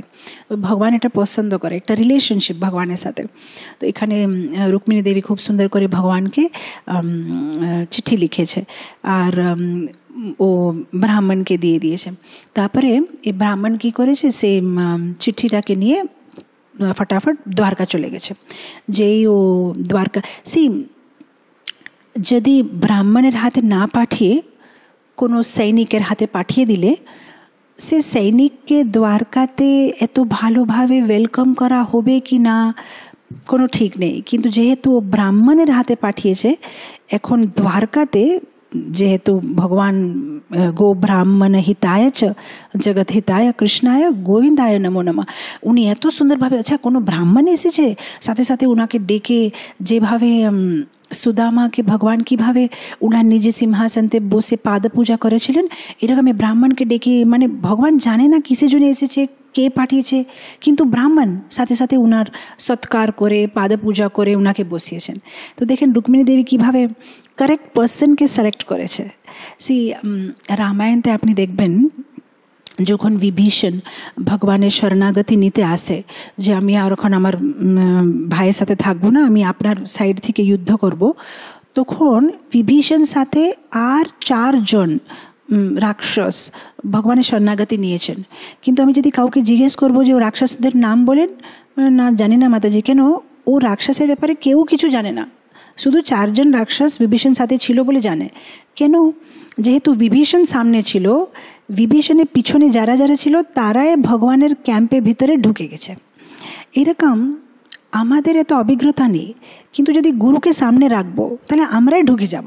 আমাদের কেউ নাম না জানলেও জাস্ট ওকে আমরা হচ্ছি ইনার শিষ্য, উনার ফটোটা সামনে রাখলে, উনার নামটা সামনে রাখলে গোলক বৃন্দাবনে আমাদেরকে ভিতরে যেতে দেবে। আমরা যদি নিজে নিজে যেতে যাব আমাদেরকে ধাক্কা মেরে ফেলে দেবে। সেজন্য আপনি দেখেন বৈষ্ণব কমিউনিটিতে যে কোনো বার্তালাপ হলে, যে কোনো একটা কনভারসেশন হলে সব থেকে আগে জিজ্ঞেস করবে আপনার দীক্ষা হয়ে গেছে? ও আপনার গুরু মহারাজকে? সাথে সাথে নাম জিজ্ঞেস, গুরু মহারাজকে। ও মানে আমাদের আইডেন্টিটি হচ্ছে আমাদের গুরু, আমরা না। ও আপনারা হচ্ছেন এই গুরুর করুণা পাত্র, ও আপনার হচ্ছেন এই গুরুরের আশ্রয়ের ভিতরে। সে গুরু দিয়ে আমাদের একটা আছে যে হ্যাঁ আমরা ইনার আশ্রয়ে আছি। যেরকম বিভীষণের নাম দিয়ে এই 4 জন রাক্ষস ঢুকে গেছে। ওরা কে, ওদের কি অভিজ্ঞতা আছে কেউ জিজ্ঞেস করে নেই। তো এইরকম আমাদের একটা গুরু নিষ্ঠা, গুরুর উপরে বিশ্বাস আর গুরুর উপরে একটা কৃতজ্ঞ ভাব থাকা উচিত আছে। এখানে যেহেতু ব্রাহ্মণে দিয়ে মেসেজটা পাঠিয়েছে, সাথে সাথে ভগবান ও ব্রাহ্মণ এসেছে তো ওকে মানে বসাচ্ছে, ওর পাদ পূজা করছে। আর তারপরে পাদ পূজা করার পরে একটা খুব এখানে একটা খুব সুন্দর ওয়ার্ড ইউজ করেছে, দ্রুতম, আর্জেন্টলি। রুক্মিণী দেবী যখনই বুঝে গেছে যে হ্যাঁ এখন আমার বিয়ে আর আমাকে এরা শিশুপাল সাথে বিয়ে দিয়ে দেবে, সাথে সাথে আর্জেন্টলি, দ্রুতম মানে তাড়াতাড়ি, তাড়াহুড়ি করে পত্র পাঠিয়েছে। এই ওয়ার্ডটা আমাদের ভক্তি জীবনে খুব ইম্পর্টেন্ট আছে। আমাদের ভক্তিতে একটা তাড়াহুড়ি থাকতে হবে, একটা তাড়াতাড়ি। এটা না যে ঠিক আছে করব, কোনো না কোনো দিন দীক্ষা নেব, কোনো না কোনো দিন করবো ভক্তি না। যেরকম রুক্মিণী দেবী একটা আর্জেন্সি ছিল যে আমাকে এক্ষুনি, I want Krishna now, just now. এরকম যদি একটা ভক্তের হৃদয়ের ভিতরে ভগবানের জন্য তপনা থাকবে যে আই ওয়ান্ট কৃষ্ণ, আমি কৃষ্ণকে চাই এক্ষুনি, তখন পাক্কা কৃষ্ণ আসবে, তখন পাক্কা কৃষ্ণ আমাদের পত্রটা পড়বে। কিন্তু আমরাই যদি একটু আলস আলস আছি যে হবে করব, সেটা হবে না। ভগবান বিভিন্ন রকমের পরীক্ষা নেবে। যেহেতু যখন আমরা সি ফর চয়েস করব তাহলে সি ফর চ্যালেঞ্জেস আসবে, তাহলে সি ফর চ্যালেঞ্জেস আসবে, তখন সি ফর কানেকশন করতে হবে গুরুর সাথে। আর পরীক্ষা কেন হয়? সি ফর কমিটমেন্ট, আমাদের প্রতিবদ্ধতা, আমরা কত কমিটেড আছি সেটা চেক করতে জন্য অনেক সময় ভক্তি জীবনে যখনই আমরা পাই দেব অনেক কিছু কষ্ট আসতে পারে, অনেক অবস্ট্যাকলস আসতে পারে। কিন্তু এগুলো কেন আসে? যেহেতু ভক্তি জীবনটা সব থেকে স্পেশাল আছে। জ্ঞান মার্গ আছে, কর্ম মার্গ আছে, হতে পারে, কিন্তু ভক্তি যোগটা এত স্পেশাল যে যে কেউ যদি ভক্তি যোগ আরম্ভ করছে তার জীবনে ভগবান তার দাস হয়ে যাবে। সেজন্য ভগবান পরীক্ষা নেবে যে যার দাস হব, আগে তার পরীক্ষা নেই কীরকম ভক্ত। সেই জন্যে এই পরীক্ষা যখন আমাদের ভক্তি জীবনে আসে, আমাদের দুঃখী হতে নেই, খুশি হতে হবে। ও আমার পরীক্ষা হচ্ছে, তার মানে আমার এখন আমাকে পছন্দ করা হবে। সেই জন্যে আমার ভগবান আমার পরীক্ষা নিচ্ছে যে আমি যদি উত্তীর্ণ হব, আমি যদি জিতে যাব পরীক্ষাতে, তাহলে ভগবান আমাকে নিজের বানিয়ে নেবে। তো সেই জন্যে ইন্সপায়ার হতে হবে, উৎসাহিত হতে হবে। যখনই কষ্ট আসবে, সে একটা জিনিসই মনে রাখতে হবে যে কিছু পার্মানেন্ট না। যেরকম সমুদ্রের ঢেউগুলো আসে চলে যায়, ঢেউটাকে ধরা যাবে না। এরকমই সমস্যা আসবে আর চলে যাবে। অনেক সময় বেশিক্ষণ থাকে কিন্তু পার্মানেন্ট থাকতে পারবে না, যেহেতু হচ্ছে সমুদ্রের ঢেউ মতন পিছনে যেতেই হবে। এরকম যখনই ভক্তি জীবনে কিছু অসুবিধাগুলো আসলে একটু স্ট্রং থাকতে হবে আর আগে যেতে হবে। তো এখানে রুক্মিণী দেবী আর্জেন্টলি ওয়েট করে নেই, সাথে সাথে পাঠিয়ে দিয়েছে। আর এই ব্রাহ্মণ চলে এসেছে দ্বারকাতে, ব্রাহ্মণের পাদপূজা হয়েছে, ভগবান নিজের হাতে পাদপূজা করেছে। আর তারপরে ভগবান এত সুন্দর একটা জিনিস জিজ্ঞেস করছে ব্রাহ্মণকে, বলছে হে ব্রাহ্মণ শ্রেষ্ঠ, আপনাকে আমি একটা জিনিস জিজ্ঞেস করতে চাই, আপনি কি আপনার যে ভক্তি জীবনটা সেটা কি বরিষ্ঠ অধিকারী যারা তাদের স্বীকৃতিতে করছেন না নিজের মনে যেটা ইচ্ছা সেটা করছেন? এটা খুব ইম্পর্ট্যান্ট। সো আমি এটা পড়ার আগে আমি তার ইম্পর্টেন্সটা মানে এটা পড়ার পরে আমি বুঝলাম যে সিনিয়র অথরিটিস যারা আমাদের বরিষ্ঠ বৈষ্ণব তাদের স্বীকৃতি ভক্তি করা কত ইম্পর্ট্যান্ট আছে। কেন এখানে কৃষ্ণ সে কথাটা ব্রাহ্মণকে জিজ্ঞেস করছে।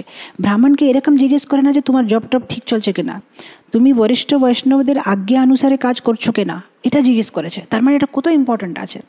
সি যখন আমরা ভক্তিতে নতুন নতুন আসলে মানে বিনয়ী থাকা খুব সরল, কিন্তু আমরা তখন কিছুই জানি না।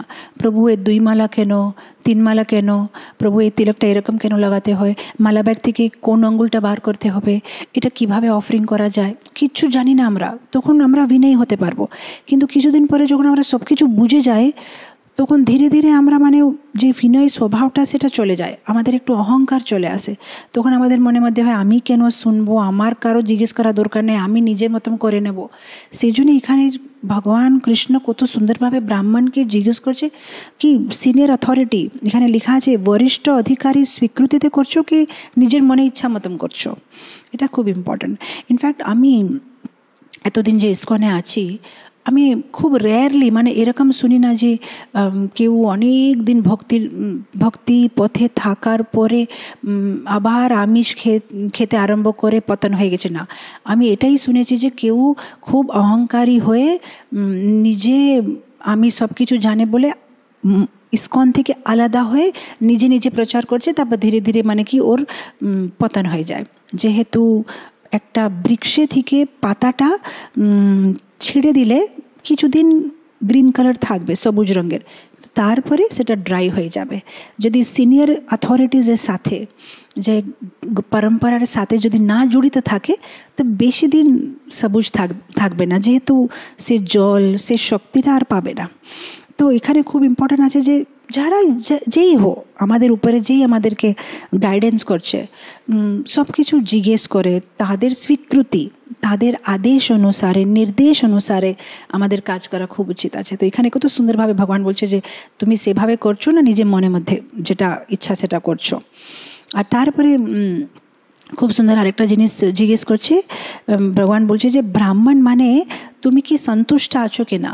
কেন ব্রাহ্মণের একটা মেন কোয়ালিটি হচ্ছে সন্তুষ্ট থাকা, মানে যেটা আছে সেটা নিয়ে খুশি, এটা হচ্ছে ব্রাহ্মণের লক্ষ্য। যদি আমাদের কমিউনিটির মধ্যে যদি আপনি কাউকে দেখবেন না যে বলবে যে আরে ভগবান যেটা দিয়েছে আমার যথেষ্ট, তার মানে ও ব্রাহ্মণ, তার মানে পক্কা ও হচ্ছে ব্রাহ্মণ। ব্রাহ্মণের গুণ এটা যে যেটা ভগবান দিয়েছে ঠিক আমি খুশি। কিন্তু অনেক লোকের অনেক লোকের মাইন্ডটা মনটা কীরকম থাকে ভিখারির মতো, কোটি কোটি টাকা আছে কিন্তু মনটা ভিখারির মতন, আরও চায় আরও চায় আরও চায়। আর কিছু কিছু আছে যাদের কাছে কিছু নেই কিন্তু রাজার মতন, আরে আমার কাছে যেটা আছে যথেষ্ট, আরে ভগবান যথেষ্ট দিয়েছে আর কিছু লাগবে না। এটা খুব ইম্পর্ট্যান্ট কোয়ালিটি, এটা একটা ব্রাহ্মণের গুণ, সন্তুষ্ট থাকা। মানে আমরা এত শাস্ত্র পড়ার পরে যদি এখনও আমাদের আসক্তি যাবে না পয়সার উপরে, তাহলে লাভ কি আছে? মানে শাস্ত্র পড়ার পরে কমপক্ষে আমরা এটা বুঝতে পারছি যে আমরা যে এত কষ্ট করি যে একটা জমিন কিনবো কিংবা আমি একটা ধন সংগ্রহ করব, কিন্তু আমাদেরকে বুঝতে হবে যে এই জমিনটা জায়গাটা যে আমি কিনলাম যে আমার আগে কারো অন্য লোকের নামে ছিল, আমার মরে যাওয়ার পরে অন্য লোকের নামে হয়ে যাবে, কিছুক্ষণ জন্য আমার নামে থাকবে, সেটা জন্য আমি আমার পুরো জীবনটা ত্যাগ করে দেব, ভক্তি ছেড়ে সব কিছু ছেড়ে আমাকে এটা দরকার আছে। কিন্তু ওটা আমরা কিছু করতে পারছি না, আমাদের সাথে নিয়ে যেতে পারবো না। কিছুদিন আগে অন্য লোকের নামে ছিল, কিছুদিন পরে অন্য লোকের নামে থাকবে, মাঝখানে আমার নামে থাকবে বলে আমি এত কষ্ট করছি, রাইট? তো লাভ কি আছে? সো ভক্তের একটা কোয়ালিটি হচ্ছে সন্তুষ্ট থাকা, ভগবান যেটা দিয়েছে। সেই জন্য প্রহ্লাদ মহারাজ কি বলছে যে যেভাবে এই পৃথিবীতে আপনি দেখেছেন সবাই গিয়ে ভগবানকে কি বলে যে ভগবান আমাকে একটু মানে কি বাড়িতে সব যেন ভালো থাকে, আপনি কাউকে দেখেছেন যারা ভগবানকে গিয়ে প্রার্থনা করবে যে ভগবান প্লিজ আমাকে কিছু দুঃখ দিন, আমার দুঃখ লাগবে? কেউ প্রার্থনা করে না। না প্রার্থনা করলেও দুঃখ আসছে, এরকম না জিজ্ঞেস করলেও সুখ আসবে। যেভাবে আমরা চাই না তাও দুঃখ আসছে। কেউ তো গিয়ে ভগবানকে বলছে না দুঃখ দাও, তাও দুঃখ আসছে। এরকম আমাদেরকে গিয়ে বলতে হবে না যে আমাকে সুখ দাও। সুখ আসবে, দুঃখ আসবে। এটা যেভাবে আমরা কর্ম করেছি সেভাবে আসবে। সেইগুলোর ব্যাপারে ভগবানকে প্রার্থনা করে লাভ নেই। ভগবানকে জিজ্ঞেস করতে হবে ভক্তি, আমাকে ভক্তি দিন। এই সুখ দুঃখ তো আসতে থাকবে, যেতে থাকবে। ইনফ্যাক্ট প্রভুপাদ না একটা খুব সুন্দর প্রভুপাদের একটা ক্লাস শুনছিলাম। আর প্রভুপাদ বলছে যে লন্ডনে একটা কাপল ছিল, তাদের বয়স ছিল 94, আর ওদের বাড়ি এত বড়, বাড়ির ভিতরে 95 রুমস আছে। তখন প্রভুপাদ বলছে ওনার কাছে এত রুম থাকলে কি হচ্ছে, ওনারা কি একটা পাই একটা রুমে, আরেকটা পাই আরেকটা রুমে দিতে পারবে নাকি? না, ওদেরকে একটা রুমেই থাকতে হবে। 95 রুমস হলেও একটা রুমেই থাকতে পারবে। তারপরে প্রভুপাদ বলছে একজন কাছে 45,000 কোটি টাকা ছিল। তো প্রভুপাদ বলছে 45,000 crore রুপিস হলে কি হবে? ওরা কি 45,000 চাপাতি খেতে পারবে? না, 4টাই চাপাতি খেতে পারবে, একটুই রাইস খেতে পারবে। তো লাভ কি আছে? তো এরকম প্রভুপাদ মানে একটা ক্লাসে বোঝাচ্ছিল যে কীভাবে আমাদেরকে সন্তুষ্ট থাকা খুব ইম্পর্ট্যান্ট আছে। ইনফ্যাক্ট আমরা অনেক সময় আমাদের ভৌতিক বৃত্তি জুনে, ভৌতিক ইচ্ছা জুনে আমাদের আধ্যাত্মিক কার্যকলাপ স্যাক্রিফাইস করে দিই, ত্যাগ করে দিই। এটা ভালো না। আর আমরা কি ভাবি যে কিছু বছর পরে রিটায়ার হয়ে যাব, তখন আরামে ভক্তি করব। সেটা কোনো দিন হবে না, এখনই করতে হবে। পরে আমরা জানি না যে কালকে বেঁচে থাকবো কিনা, সেটা আমরা জানি না। ইনফ্যাক্ট আমার মনে পড়ছে একজন আমলা একটা গাছে থেকে আমলা তুলছে। আমলা তুলে তুলে তুলে তুলে একটা ব্যাগের ভিতরে ভর্তি করছে। পুরো ব্যাগটা ভর্তি হয়ে গেছে। যখন ভর্তি হয়ে গেছে আর জায়গা নেই, তাও মানে এরকম করে আরও জোর করে আমলাগুলো জোর করে ঢালছে।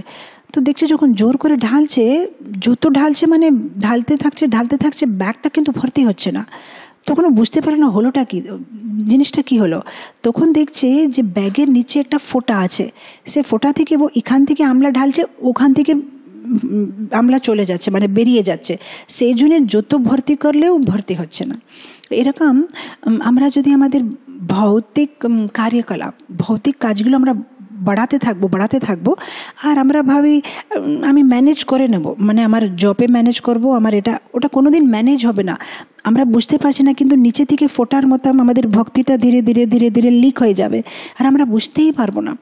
তার অনেক বছর পরে আমরা বুঝতে পারবো যে হ্যাঁ, আমি আগের মতন এখন আর আমার কনসিয়াসনেস আগের মতন নেই। আমার কি বলে কনসিয়াসনেস আগের মতন, আমার মনোভাবগুলো আর নেই আগের মতন। সো সেই জন্য খুব ফাইন ব্যালেন্স করতে হবে। ফাইন ব্যালেন্স তখনই হবে যখন আমাদের এই গুণটা আসবে সন্তুষ্ট না হলে এই আরও চাইবো, আরও এটা পাবো, এটা নেবো, ওটা দিয়ে আমাদের মনটা ব্যস্ত থাকবে।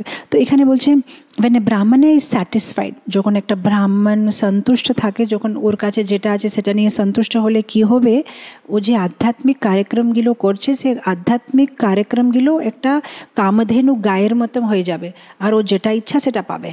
তার মানে যখনই ভক্তি বাড়াবো আমরা, যখন আমরা সন্তুষ্ট থাকবো, তখন কী হবে, যখন ভক্তি বাড়লে আপনি আপই ভৌতিক ইচ্ছা কমে যাবে, আধ্যাত্মিক ইচ্ছা বেড়ে যাবে। ভৌতিক ইচ্ছা কমে গেলে আপনি আপই আমাদের মানে আর বেশি কাজ করার দরকার পড়বে না, যেটা আছে সেটা নিয়ে আমরা খুশি থাকবো। তো এটা মানে খুব সুন্দরভাবে ভগবান কৃষ্ণ ব্রাহ্মণকে বুঝাচ্ছে যে ব্রাহ্মণ শ্রেষ্ঠ দুটো গুণ, একটা তো সন্তুষ্ট থাকা, একটা তো বরিষ্ঠ বৈষ্ণবের স্বীকৃতি দিয়ে কাজগুলো করা, কি আপনি এটা করছেন কি না, সেটা মানে উনি খুব সুন্দরভাবে জিজ্ঞেস করছেন। তারপরে শ্লোকে চলে যাব। তারপরে শ্লোকে বলছে যে যারা আনস্যাটিসফাইড ব্রাহ্মণ, যারা সন্তুষ্ট থাকে না, তাদের জীবনে কি হয়, একটা গ্রহ থেকে আরেকটা গ্রহ, কোনো দিন স্বর্গ, কোনো দিন নরক, এরকম ঘুরতে থাকবে আর কোনো দিন ও আনন্দে থাকতে পারবে না।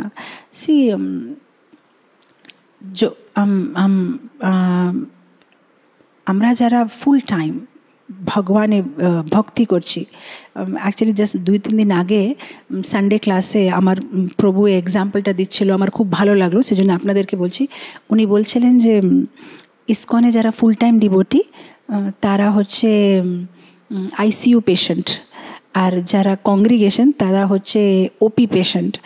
মানে যারা আইসিইউ পেশেন্ট তাদের কি হচ্ছে কন্টিনিউসলি ডক্টর আর নার্স তাদেরকে দেখতে থাকছে, বিপি চেক করতে থাকছে, সুগার চেক করতে থাকছে, গ্লুকোজ মেডিসিন দিতে থাকছে, ওরা তাড়াতাড়ি ঠিক হয়ে যাবে। যারা ওপি পেশেন্ট মানে 15 দিনে একবার ডক্টর সাথে দেখা করতে হচ্ছে, তাদের জ্বরটা তাড়াতাড়ি কমবে না। সো উনি মানে সানডে ফিস্টে ক্লাস দিয়ে কংগ্রিগেশন ভক্তদেরকে বলছিলেন যে আপনারা হচ্ছেন ওপি পেশেন্ট, তো ওপি পেশেন্ট যদি 15 দিনে একবার আসলে তাহলে কী করে ভক্তিতে আগে बढ़বে, সবাইকে যেন এভরিডে আসতে হবে।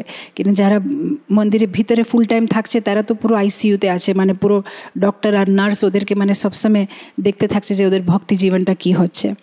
তো খুবই ইম্পর্ট্যান্ট আছে যেন আমরা কন্টিনিউসলি আইসিইউতে থাকি, মানে যে কোনো একটা ভক্তের নিরীক্ষণে, কোনো একটা ভক্তের সুপারভিশনে থাকি, তাহলে ভক্তিটা তাড়াতাড়ি ভক্তিতে আগে যাব। যদি আউট পেশেন্টের মতন জাস্ট কোনো একবার ইউটিউবে ক্লাস শুনে নিলাম তো নিজের ইচ্ছা মতন করলাম, তাহলে আমরা আউট পেশেন্ট, আমাদের ভক্তিটা बढ़বে কি না। কিন্তু যদি আইসিইউ পেশেন্ট থাকবো, যে অ্যাডমিট হয়ে থাকবো যে এখন আমাকে কি করতে হবে, একটা কোনো বরিষ্ঠ ডক্টর মানে বরিষ্ঠ কোনো ভক্তের নিচে থাকবো, তাহলে ওরা আমাদের ফিভারটা থার্মোমিটার নিয়ে মেজার করতে থাকবে যে হ্যাঁ হ্যাঁ অহংকারটা बढ़ছে, হ্যাঁ লোভটা बढ़ছে প্রভু, একটু बढ़ছে, মানে আপনার অহংকারের জোরটা, ঈর্ষার জোরটা बढ़ে যাচ্ছে, মানে ওরা পুরো চেক করবে আর আমাদেরকে ডিসিপ্লিন করবে। তখন তাড়াতাড়ি আমরা আমাদের রোগটা ঠিক হয়ে যাবে। তো এনিওয়ে এখানে বলছে যে যারা সন্তুষ্ট থাকে না তাদের জীবনে কোনো আনন্দ নেই। তো এই সব কিছু বলার পরে একটা খুব সুন্দর ভগবান কথা বলছে এখানে, বলছে শিরসা সকৃত, বলছে যে ব্রাহ্মণের ভিতরে এই গুণ দেখেন আপনি, এই সন্তুষ্ট ব্যাপারে 3-4 শ্লোকে ভগবান বলছে। তো এখানে শেষে ভগবান বলছে যে যে ব্রাহ্মণের ভিতরে এগুলো গুণ আছে, যে যার অহংকার নেই, যে শান্ত আছে, যে সবার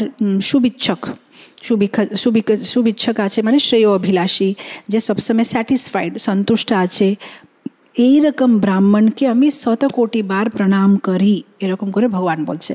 তো এখানে দেখেন ইনফ্যাক্ট আমরা কিছুদিন পরে আবার আমাদের ভক্তাষ্টকম কন্টিনিউ করব, কিন্তু আমরা ভক্তাষ্টকমে যখন প্রথম শ্লোকটা করেছি সেখানে এটা এসেছে যে যদি ভগবানের প্রিয় ভক্ত হতে চায় তারে অদ্বেষ্ট সর্বভূতানাম মৈত্র করুণ এবচ নির্মমো নিরহংকার সম দুঃখ সুখ শমি সন্তুষ্ট সততম যোগী যথাত্মা দৃঢ়নিশ্চয় ময়্যার্পিত মনোবুদ্ধি योमद भक्ता समे प्रिय। ওখানে ভগবান বলছে যে এইরকম ভক্ত আমার অনেক প্রিয় আছে, যে সন্তুষ্ট আছে, যে সম আছে, যে নির্বৈরী আছে। তো এই সন্তুষ্টটা দেখবেন প্রতি জায়গাতে যেখানে ভক্তের গুণাবলীর কথা হয় এই সন্তুষ্ট শব্দটা আসবেই।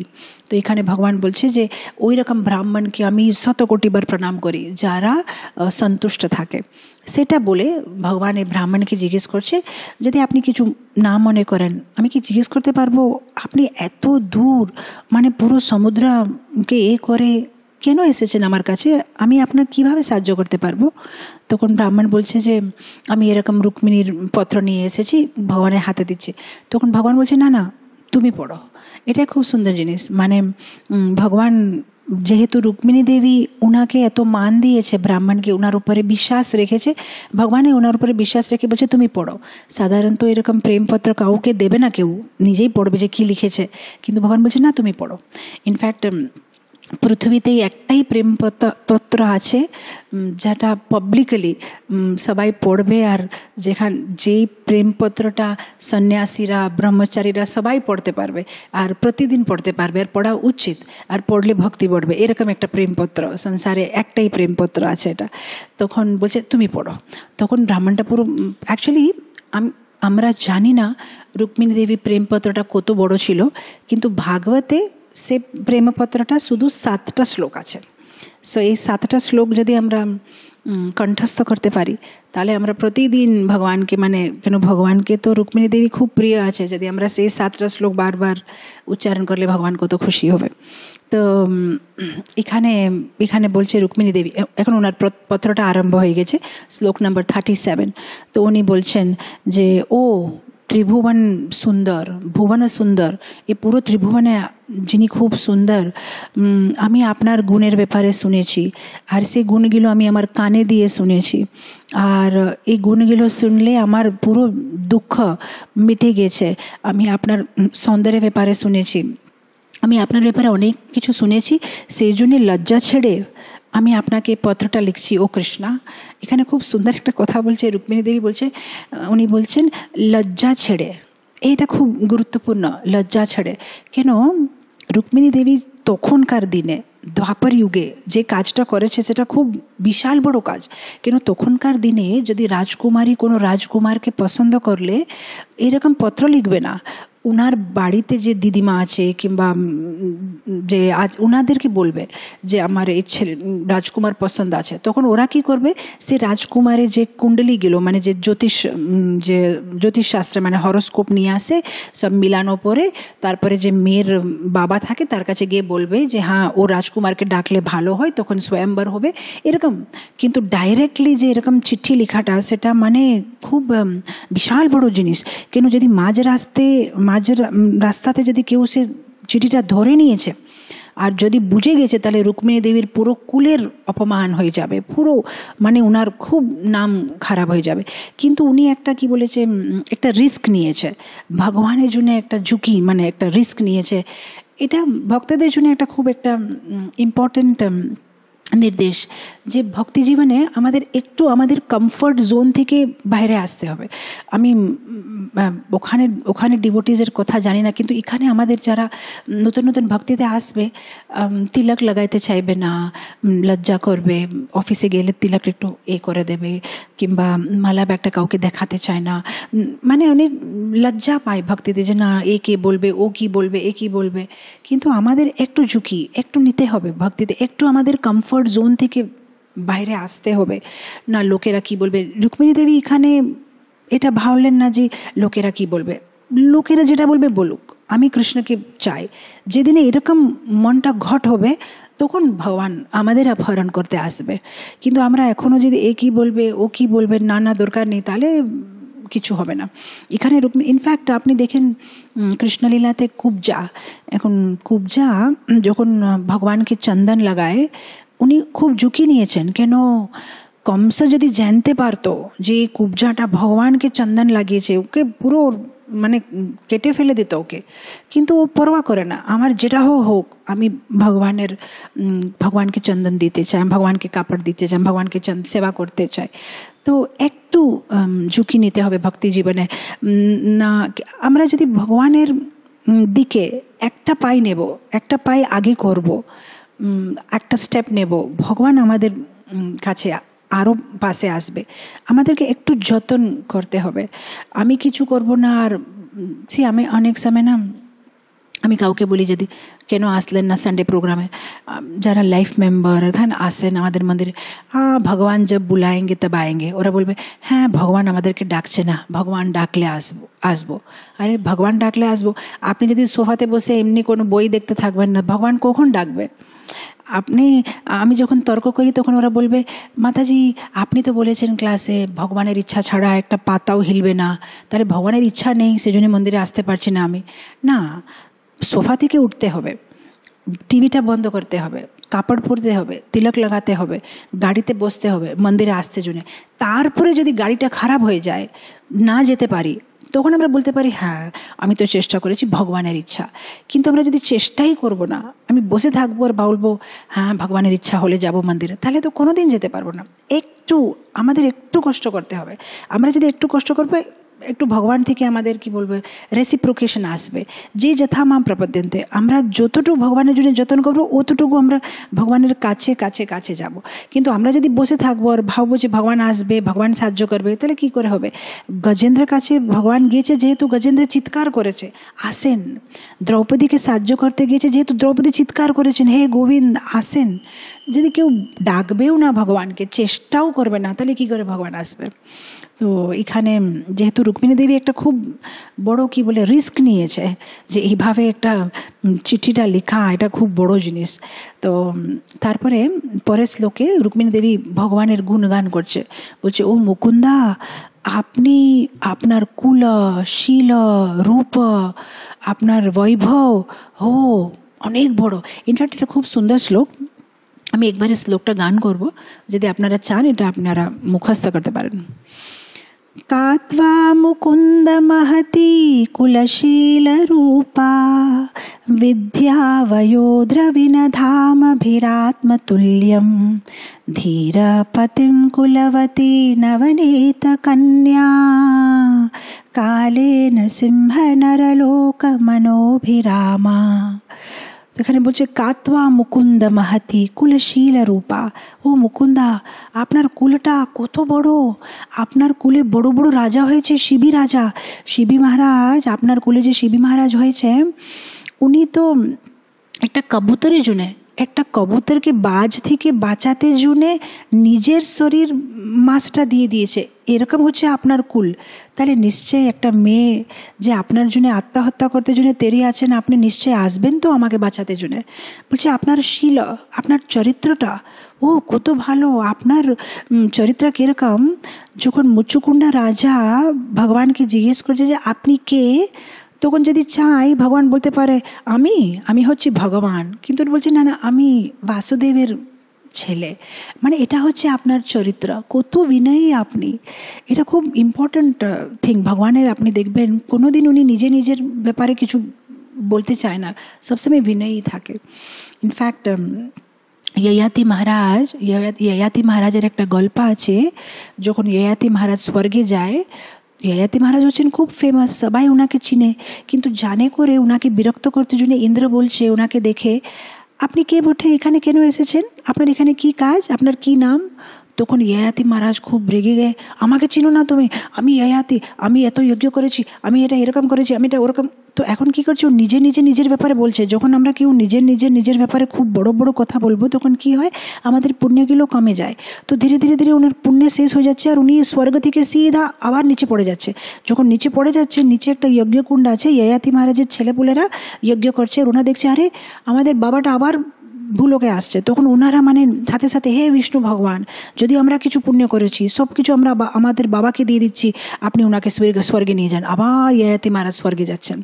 তো এরকম সাধারণত মানুষদের একটা নিজের ব্যাপারে কিছু বলার ইচ্ছা থাকে, কিন্তু ভগবান উনি হচ্ছেন ভগবান, ষড় ঐশ্বর্য পূর্ণ, তা উনার এরকম কোনো ইচ্ছা নেই নিজের ব্যাপারে বলার।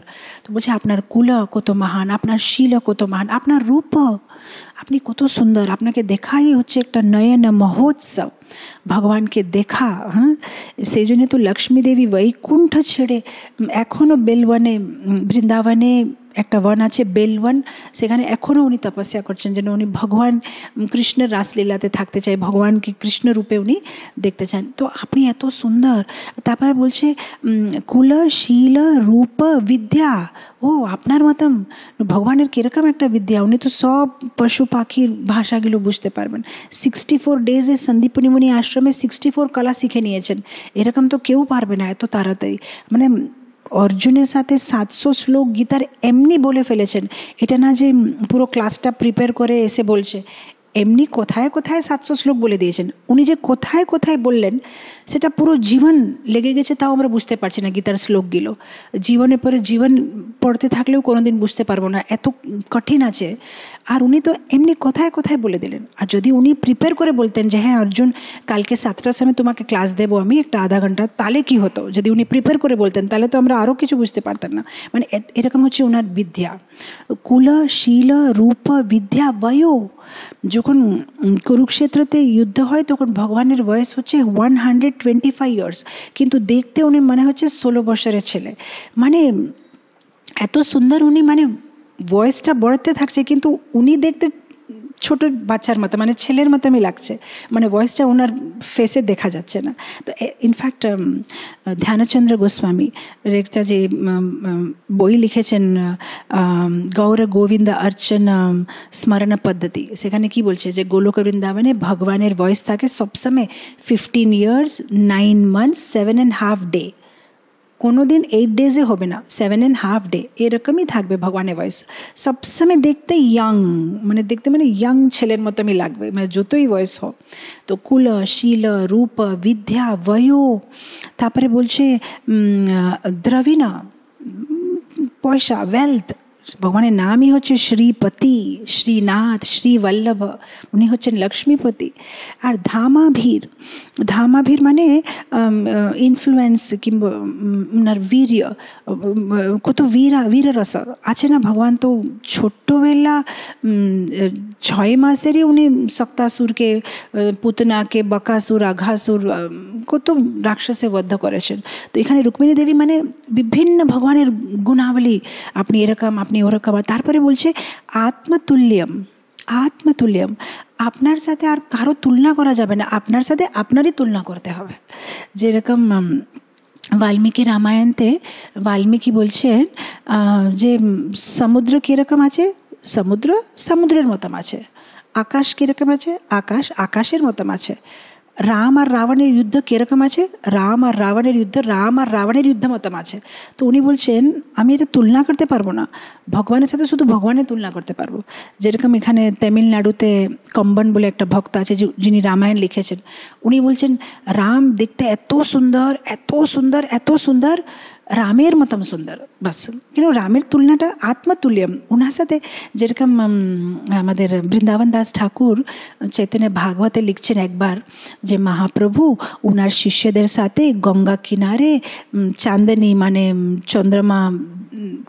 চন্দ্রমামা উপর আকাশে আছে, মহাপ্রভু দেখতে মনে হচ্ছে যেরকম চন্দ্রমা, পাশে সব তারা মানে স্টার্স আছে। তারপরে উনি সেকেন্ড লাইনে লিখছেন না না এটা তো ভুল তুলনা হলো, মহাপ্রভুকে চন্দা মামার সাথে কিভাবে তুলনা করতে পারবো। মহাপ্রভু ওনার শিষ্যদের সাথে রাত্রেবেলা গঙ্গা তটে এইভাবে বসে আছে যেভাবে ভগবান কৃষ্ণ গোপ বালকদের সাথে বৃন্দাবনের যখন বনভোজন করছিলেন, বাস ভগবানের সাথে ভগবানের তুলনা করতে পারবো। ভগবানের সাথে চন্দ্রমামার তুলনা কী করে, চন্দ্রমার তুলনা কী করে করতে পারো, আত্মতুল্যন মানে ভগবান এরকম, ওনার সাথে শুধু ওনার তুলনা করা যাবে, ওনার সাথে কারো কম্প্যারিজন করা যাবে না। তো এখানে রুক্মিণী দেবী বলছে আপনি এত সুন্দর, আপনি এত গুণবান, সব কিছু বলছে যে যদি কারো একটুকু বুদ্ধি আছে আর যদি কারো বিয়ে করার বয়স আছে, তাহলে আপনাকে ছেড়ে অন্য কারোর সাথে কে বিয়ে করবে? নিশ্চয়ই সবাই তো আপনার সাথেই বিয়ে করতে চাইবে, আমি আপনার সাথে বিয়ে করতে চাই। আর তারপরে বলছে যে এখানে আমাকে একটা ওয়ার্ড খুব সুন্দর লাগে, চোজেন। চোজেন মানে আমি আপনাকে পছন্দ করেছি।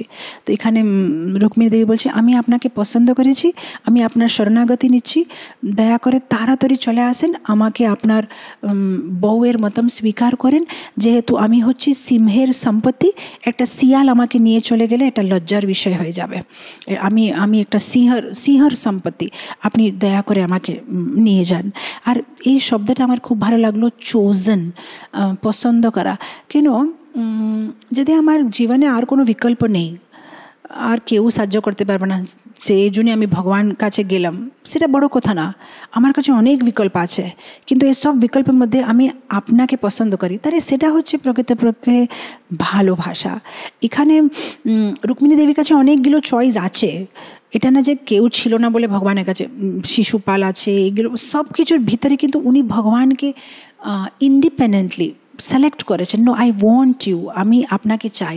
এটা না যে আমার কাছে আর কোনো অপশন ছিল না বলে আপনার সাথে বিয়ে করতে হলো, কিংবা আমার না, অপশন থাকলেও উনি ভগবানকে সিলেক্ট করেছেন। এটা খুব সুন্দর জিনিস। তারপরে অনেক কিছু আছে, এখন টাইম হয়ে গেছে, আমি একে একটু সংক্ষিপ্তে বলতে হবে। তো তারপরে উনি ভগবানকে পুরো মানে কি বলে প্ল্যানিং দিচ্ছে, আপনি এভাবে আসবেন, হতে পারে আপনি মনের মধ্যে ভাবছেন যে একে কী করে অপহরণ করে নিয়ে যাব, একে অপহরণ করতে গেলে এর আত্মীয়দেরকে মারতে হবে, এর বন্ধু বান্ধবীদেরকে আমাকে মেরে ফেলতে হবে, কিন্তু আপনি চিন্তা করবেন না, আপনাকে ভিতরে এসে আমাকে নিয়ে যেতে হবে না, আমি বাইরে আসবো, আমি গিরিজা মন্দিরে যাব, বিয়ে যেদিনে আমার বিয়ে হবে সেদিনে সকালে আমি মন্দিরে মন্দিরে যাব, সেখান থেকে আপনি আমার অপহরণ করে দিন। এরকম করে পুরো প্ল্যানিং দিচ্ছে ভগবানকে যে আপনি কীভাবে আসলে হয়। তো এখানে আপনি যদি দেখেন 3টা লেয়ার আছে। মানে প্রথম তো ভীষ্মক রাজার সৈন্য আছে, পুরো সৈনিকগুলো আছে ভিতরে, রাজমহলের ভিতরে ওনার আত্মীয়গুলো আছে, আর তার ভিতরে রুক্মিণী দেবী আর ওনার সখীগুলো আছে। তো এই 3টা লেয়ারের ভিতরে রুক্মিণী দেবী আছে। এরকম আমাদের জীবনেও যদি ভগবান আমাদের অপহরণ করতে চায়, 3টা লেয়ার আছে। একটা তো হচ্ছে সব সমস্যা জীবনের, আদিদেবিক, আধ্যাত্মিক, আদি ভৌতিক, একটা লেয়ার। তারপরের লেয়ার আছে আমাদের নিজে ফ্যামিলি প্রবলেমস, যেরকম বিভীষণকে প্রবলেম ছিল রাবণ সাথে, ধ্রুব মহারাজকে প্রবলেম ছিল ওনার স্টেপ মাদার সাথে, প্রহ্লাদ মহারাজের প্রবলেম ছিল ওনার বাবার সাথে, ভরতের প্রবলেম ছিল কই সাথে। এরকম আমাদের কিছু কিছু প্রবলেম আছে, ফ্যামিলি প্রবলেম। একটা তো হচ্ছে বাইরে প্রবলেম, একটা তো হচ্ছে ফ্যামিলি প্রবলেম, আর ভিতরে আরেকটা প্রবলেম হচ্ছে আমাদের সখীগুলো। আমাদের সখীগুলো মানে আমাদের অনর্থগুলো, কাম, ক্রোধ, মোহ, লোভ, মদ, মৎসর্য। আর ভগবানকে 3টা লেয়ার পার করে আমাদের আত্মাকে অপহরণ করে নিয়ে যেতে হবে। তো এই প্ল্যানিংটা আমরাই ভগবানকে দিচ্ছি যে প্লিজ এসে আমাদের অনর্থগুলোকে, আমাদের সখীগুলো যারা আছে কামক্রোধ অনর্থগুলোকে মেরে ফেলেন, আমার সব সমস্যাকে মেরে ফেলেন, আমাকে এসে আপনি নিয়ে চলে যান। তো এখানে রুক্মিণী দেবী পুরো প্ল্যানিং দিয়ে দিয়েছে। আর তারপরে বলছে লাস্ট শ্লোকে মানে বলে দিচ্ছে, যদি আপনি না আসবেন তাহলে আমি আত্মহত্যা করে দেবো, আমি মরে যাব যদি আপনি না আসবেন। তো কেন ভগবানকে এরকম কথা বলছে, যে উনি মনের মধ্যে ভাবছেন যে যদি ভগবান ভাববে যে রুক্মিণী কে, আমি তো ওকে চিনি না, আমি কেন ওর সাথে বিয়ে করব, তাহলে কম্পকে দয়া করে, আরে এই মেয়েটা মরে যাবে, আত্মহত্যা করে দেবে, সে দয়া করে কম্পকে আসবে আমার সাথে বিয়ে করতে জন্য বলে বলছে যদি আপনি না আসবেন তাহলে আমি আমার শরীর ছেড়ে দেব। রুক্মিণী দেবীর কত হট ছিল, হট মানে যেরকম ধ্রুব মহারাজ একটা বালে হট ছিল, 5 বছরের ছেলে, কিন্তু নারদ মুনি বুঝাচ্ছেন ছেড়ে দো বাবা, চলে যাও, খেলা করলে 2 দিন সব ভুলে যাবে। বলছে না, আমি ভগবানকে দেখবো। একটা হট ছিল, বালে হট, ভগবানকে মুখামুখি দেখতে পেয়েছে। প্রভুপাদের একটা হট ছিল, সাধু হট, ভক্ত বানাবো, সবাইকে ভক্তিতে নিয়ে আসবো। এত বৃদ্ধ বয়সে আমেরিকা গিয়ে সবাইকে ভক্ত বানিয়েছে। যেরকম আমাদের কাই ওর একটা মানে ওটা তো পজিটিভ না, কিন্তু একটা হট ছিল, আমি রামকে করে দেব এরকম। যেরকম এখানে রুক্মিণী দেবীর একটা হট আছে যে আমি কৃষ্ণকে চাই, কৃষ্ণ ছাড়া কারোর সাথে বিয়ে করব না। এরকম যার একটা দৃঢ় নিশ্চয় আছে, একটা ডিটারমিনেশন আছে, তারাই কৃষ্ণকে পেতে পারবে। যাদের মানে হ্যাঁ, যেরকম আমরা রঘুনন্দন ঠাকুরের গল্প শুনি শ্রীখণ্ডে, কীভাবে ওনার একটা হট ছিল যে যদি আপনার এই লাড্ডুটা না খাবেন, আপনি যদি প্রসাদটা না নেবেন, তাহলে আমি আমার মাথাটা কেটে ফেলবো। সেজন্য ভগবান এসেছে। আমরা যদি আজকে হাট করি, ভগবান আপনি আমার প্রসাদটা খেতেই হবে, নাহলে আমি মাথাটা করে দেবো, কিন্তু আমরা কী করবো, সাথে সাথে একটা অ্যাম্বুলেন্সের নাম্বার রেডি রাখবো, ডক্টরের ফোন নাম্বার রেডি থাকবে, সব কিছু রেডি থাকবে, ভগবান না আসলেও কোনো অসুবিধা নেই, আমি অ্যাম্বুলেন্স করে চলে যাব। মানে আমাদের পূর্ণ বিশ্বাস না, আমাদের অনেকগুলো বিকল্প আছে, এটা না হলে ওটা, ওটা না হলে এটা, এটা না হলে ওটা। কিন্তু এই যে ভাগবতে যে ভক্তরা আছে তাদের 10টা বিকল্প ছিল না, একটাই এক কুরুনন্দনা, শুধু ব্যবসাত্মিকা বুদ্ধি, আমি কৃষ্ণকে চাই, কৃষ্ণকে পাবো, কৃষ্ণকে কোনো রকম আমার নিজে বানাবো। তো এখানে উনি বলছেন যে আমি আত্মহত্যা করে দেবো। এটা না যে আপনি যদি না আসবেন তাহলে ঠিক আছে, আসেনি তাহলে যারা এর সাথে বিয়ে করেনি শিশুপাল সাথে আর কি করা যাবে, না আপনার সাথেই বিয়ে করব। তারপরে যখন এই সব কিছু পড়ার পরে কৃষ্ণ বলছে কখন বিয়ে, ব্রাহ্মণ বলছে কালকে। ও তাহলে এখনই চলো। কেন, এখানে হচ্ছে দ্বারকা, ইন্ডিয়ার ম্যাপ দেখেন, আর এখানে হচ্ছে বিদর্ভ মহারাষ্ট্র, যেখানে রুক্মিণী দেবী ছিলেন। তখন এখন যদি না বেরোয় তাহলে তো কাল সকালে বিয়ে, ওনাকে যেতেই হবে। তখন ভগবান বলছে চলো আমি এখনই রথের উপরে চড়ি। এখন পুরো ডিটেলস আছে, কোন রথে গেলেন, রথের কোন অশ্ব ছিল, অশ্বদের নাম, এগুলো সব আমরা আজকে করতে পারবো না। কিন্তু শেষে ব্রাহ্মণ বলছে ঠিক আছে তাহলে আপনি যান কি, তোমাকে আসতে হবে আমার সাথে। ব্রাহ্মণের হাত নিয়ে ভগবান ওকে মানে রথের উপরে চড়াচ্ছে, বলছে চলো আমরা সবাই যাব। তখন ব্রাহ্মণকে নিয়ে চলে যাচ্ছে। যখন দ্বারকাতে চলে আসছে, ভীষ্মক রাজা জানতে পেরে গেছে যে কৃষ্ণ কেন এসেছে এখানে। আর তখন কি বলরাম জানতে পেরে গেছে যে কৃষ্ণ গেছে, আমাকে না বলে চলে গেছে, ও একা কি পারবে, ওখানে যদি ওকে সবাই মিলে মানে ওর উপরে অ্যাটাক করবে। তো এখানে বলরাম সব সৈনিকদেরকে নিয়ে উনি মানে কৃষ্ণের পিছনে পিছনে চলে গেছে। আর যখন আর কৃষ্ণ আর বলরাম বিদর্ভ রাজার ওখানে রাজ্যতে ঢুকে গেছে, তখন এরা বুঝে গেছে যে কৃষ্ণ বলরাম এসেছে। ওরা ভাবছে যে কেন এসেছে, তখন সবাই বলছে না না আপনার মেয়ের বিয়ে, তো বিয়ে দেখতে এসেছে, আশীর্বাদ করতে এসেছে, হ্যাঁ সেটা ঠিক। তো ওনাদের মান দিয়ে মানে ভালোভাবে একটা জায়গা দিয়ে থাকার সব ব্যবস্থা করেছে। আর ওখানে যে নাগরিক মানে যে বিদর্ভ রাজার যে মানে যে সাধারণ লোকেরা, তারা কৃষ্ণকে দেখতে জন্য খুব আতুর হচ্ছে। তো এখানে যেরকম মথুরাতে যখন কৃষ্ণ বলরাম রাস্তার উপরে হাঁটলে সবাই মানে দেখে পাগল হয়ে যাচ্ছিল, এরকম বিদর্ভ নগরে সবাই কৃষ্ণকে বলরামকে দেখে পাগল হয়ে যাচ্ছে। আর ওখানে যারা সিটিজেন, যারা নাগরিক, তারা মানে মনে মনে তপস্যা করছে, মনে মনে প্রার্থনা করছে যে যদি আমি কিছু ভালো কর্ম করেছি তাহলে আমার সব ভালো কর্ম আমি রুক্মিণীকে দিয়ে দিই, যেন রুক্মিণীর বিয়ে এই ছেলের সাথে হয়। এই ছেলেটা কত সুন্দর, এই কৃষ্ণ, শিশুপাল সাথে না, এর সাথে বিয়ে হলে ভালো হয়, এরকম সবাই প্রার্থনা করছে। আর ভগবান মনে মনে হাসছে যে হ্যাঁ ওটার জন্যই এসেছি, চিন্তা করবেন না, আমি রুক্মিণীকে নিয়ে যাব। আর এখানে কি হচ্ছে, রুক্মিণী দেবী এখনও জানে না যে ভগবান এসেছে কি না, উনি মানে এখনও টেনশনে ঘুরছে। আর এখানে একটা খুব সুন্দর কথা আমি আপনার সাথে শেয়ার করতে চাই। শ্লোক নাম্বার 24। রুক্মিণী দেবী মনে মধ্যে ভাবছে ফল্টলেস লর্ড হতে পারে। ফল্টলেস মানে যার কোনো দোষ নেই, বলছে যার কোনো দোষ নেই এরকম ঠাকুর হতে পারে এখানে আসতে জন্যে দেরি ছিলেন, কিন্তু তারপরে উনি হতে পারেন মনে মধ্যে ভাবলেন যে রুক্মিণীর সাথে কি বিয়ে করব, ওর তো এত অভিজ্ঞতা নেই যে আমি ওর সাথে আমি বিয়ে করতে পারি, কিংবা ওর এত গুণ নেই, হতে পারে এরকম ভেবে আসেনি মনে হচ্ছে। এটা আমাকে কেন ভালো লাগলো, এখানে রুক্মিণী দেবী ভগবানের দোষ দিচ্ছে না, নিজের দোষ দিচ্ছে। হতে পারে আমার এত অভিজ্ঞতা নেই যে ভগবান আমার সাথে বিয়ে করবে।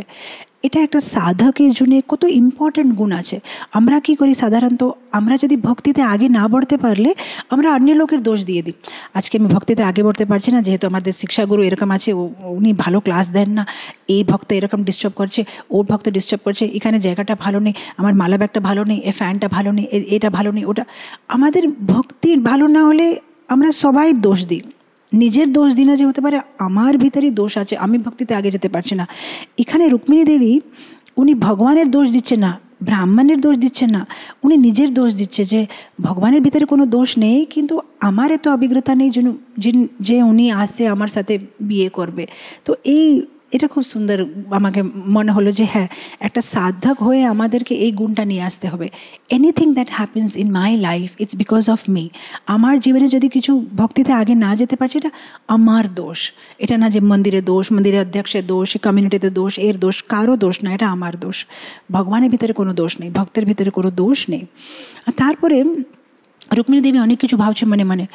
হতে পারে ব্রাহ্মণ এখনও যায়নি, হতে পারে গিয়েছে কিন্তু ভগবান অ্যাপয়েন্টমেন্ট দেয়নি, হতে পারে ভগবান অ্যাপয়েন্টমেন্ট দিয়েছেন কিন্তু ভগবান এখনও পত্রটা পড়েনি, হতে পারে পড়েছেন কিন্তু পড়ার পরে উনি ভাবছেন যে রুক্মিণীর সাথে আমি বিয়ে করতে চাই না, নাহলে হতে পারে উনি বেরিয়ে গেছে আসতে জন্যে, কিন্তু শিব ঠাকুর ওনাকে মানে বলেছে যাবে না, কিন্তু এই রুক্মিণী আমার সেবা ভালোভাবে করে না, সেজন্য তুমি ওর সাথে বিয়ে করবে না, এরকম মনে হচ্ছে শিব ঠাকুর বলেছেন। না শিব ঠাকুর এরকম কেন বলবে, উনি তো খুব ভালো। হ্যাঁ, মনে হচ্ছে শিবের বউ পার্বতী মানে যে রুদ্রাণী, ওনার তো নামই রুদ্রাণী আছে, হতে পারে উনি চান যেন আমি কান্দি।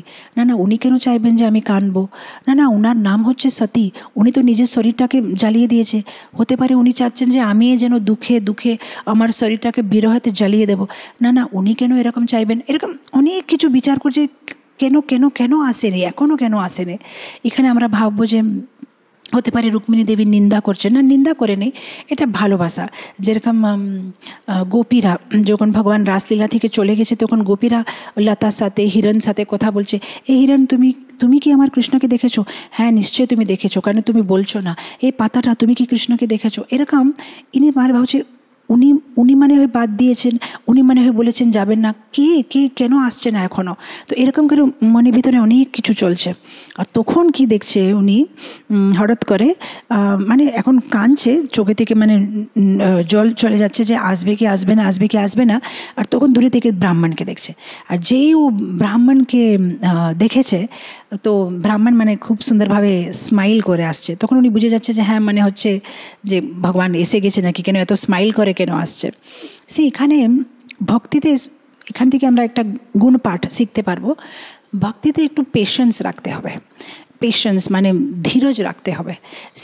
ধীরজ দরকার আছে, উৎসাহ দরকার আছে।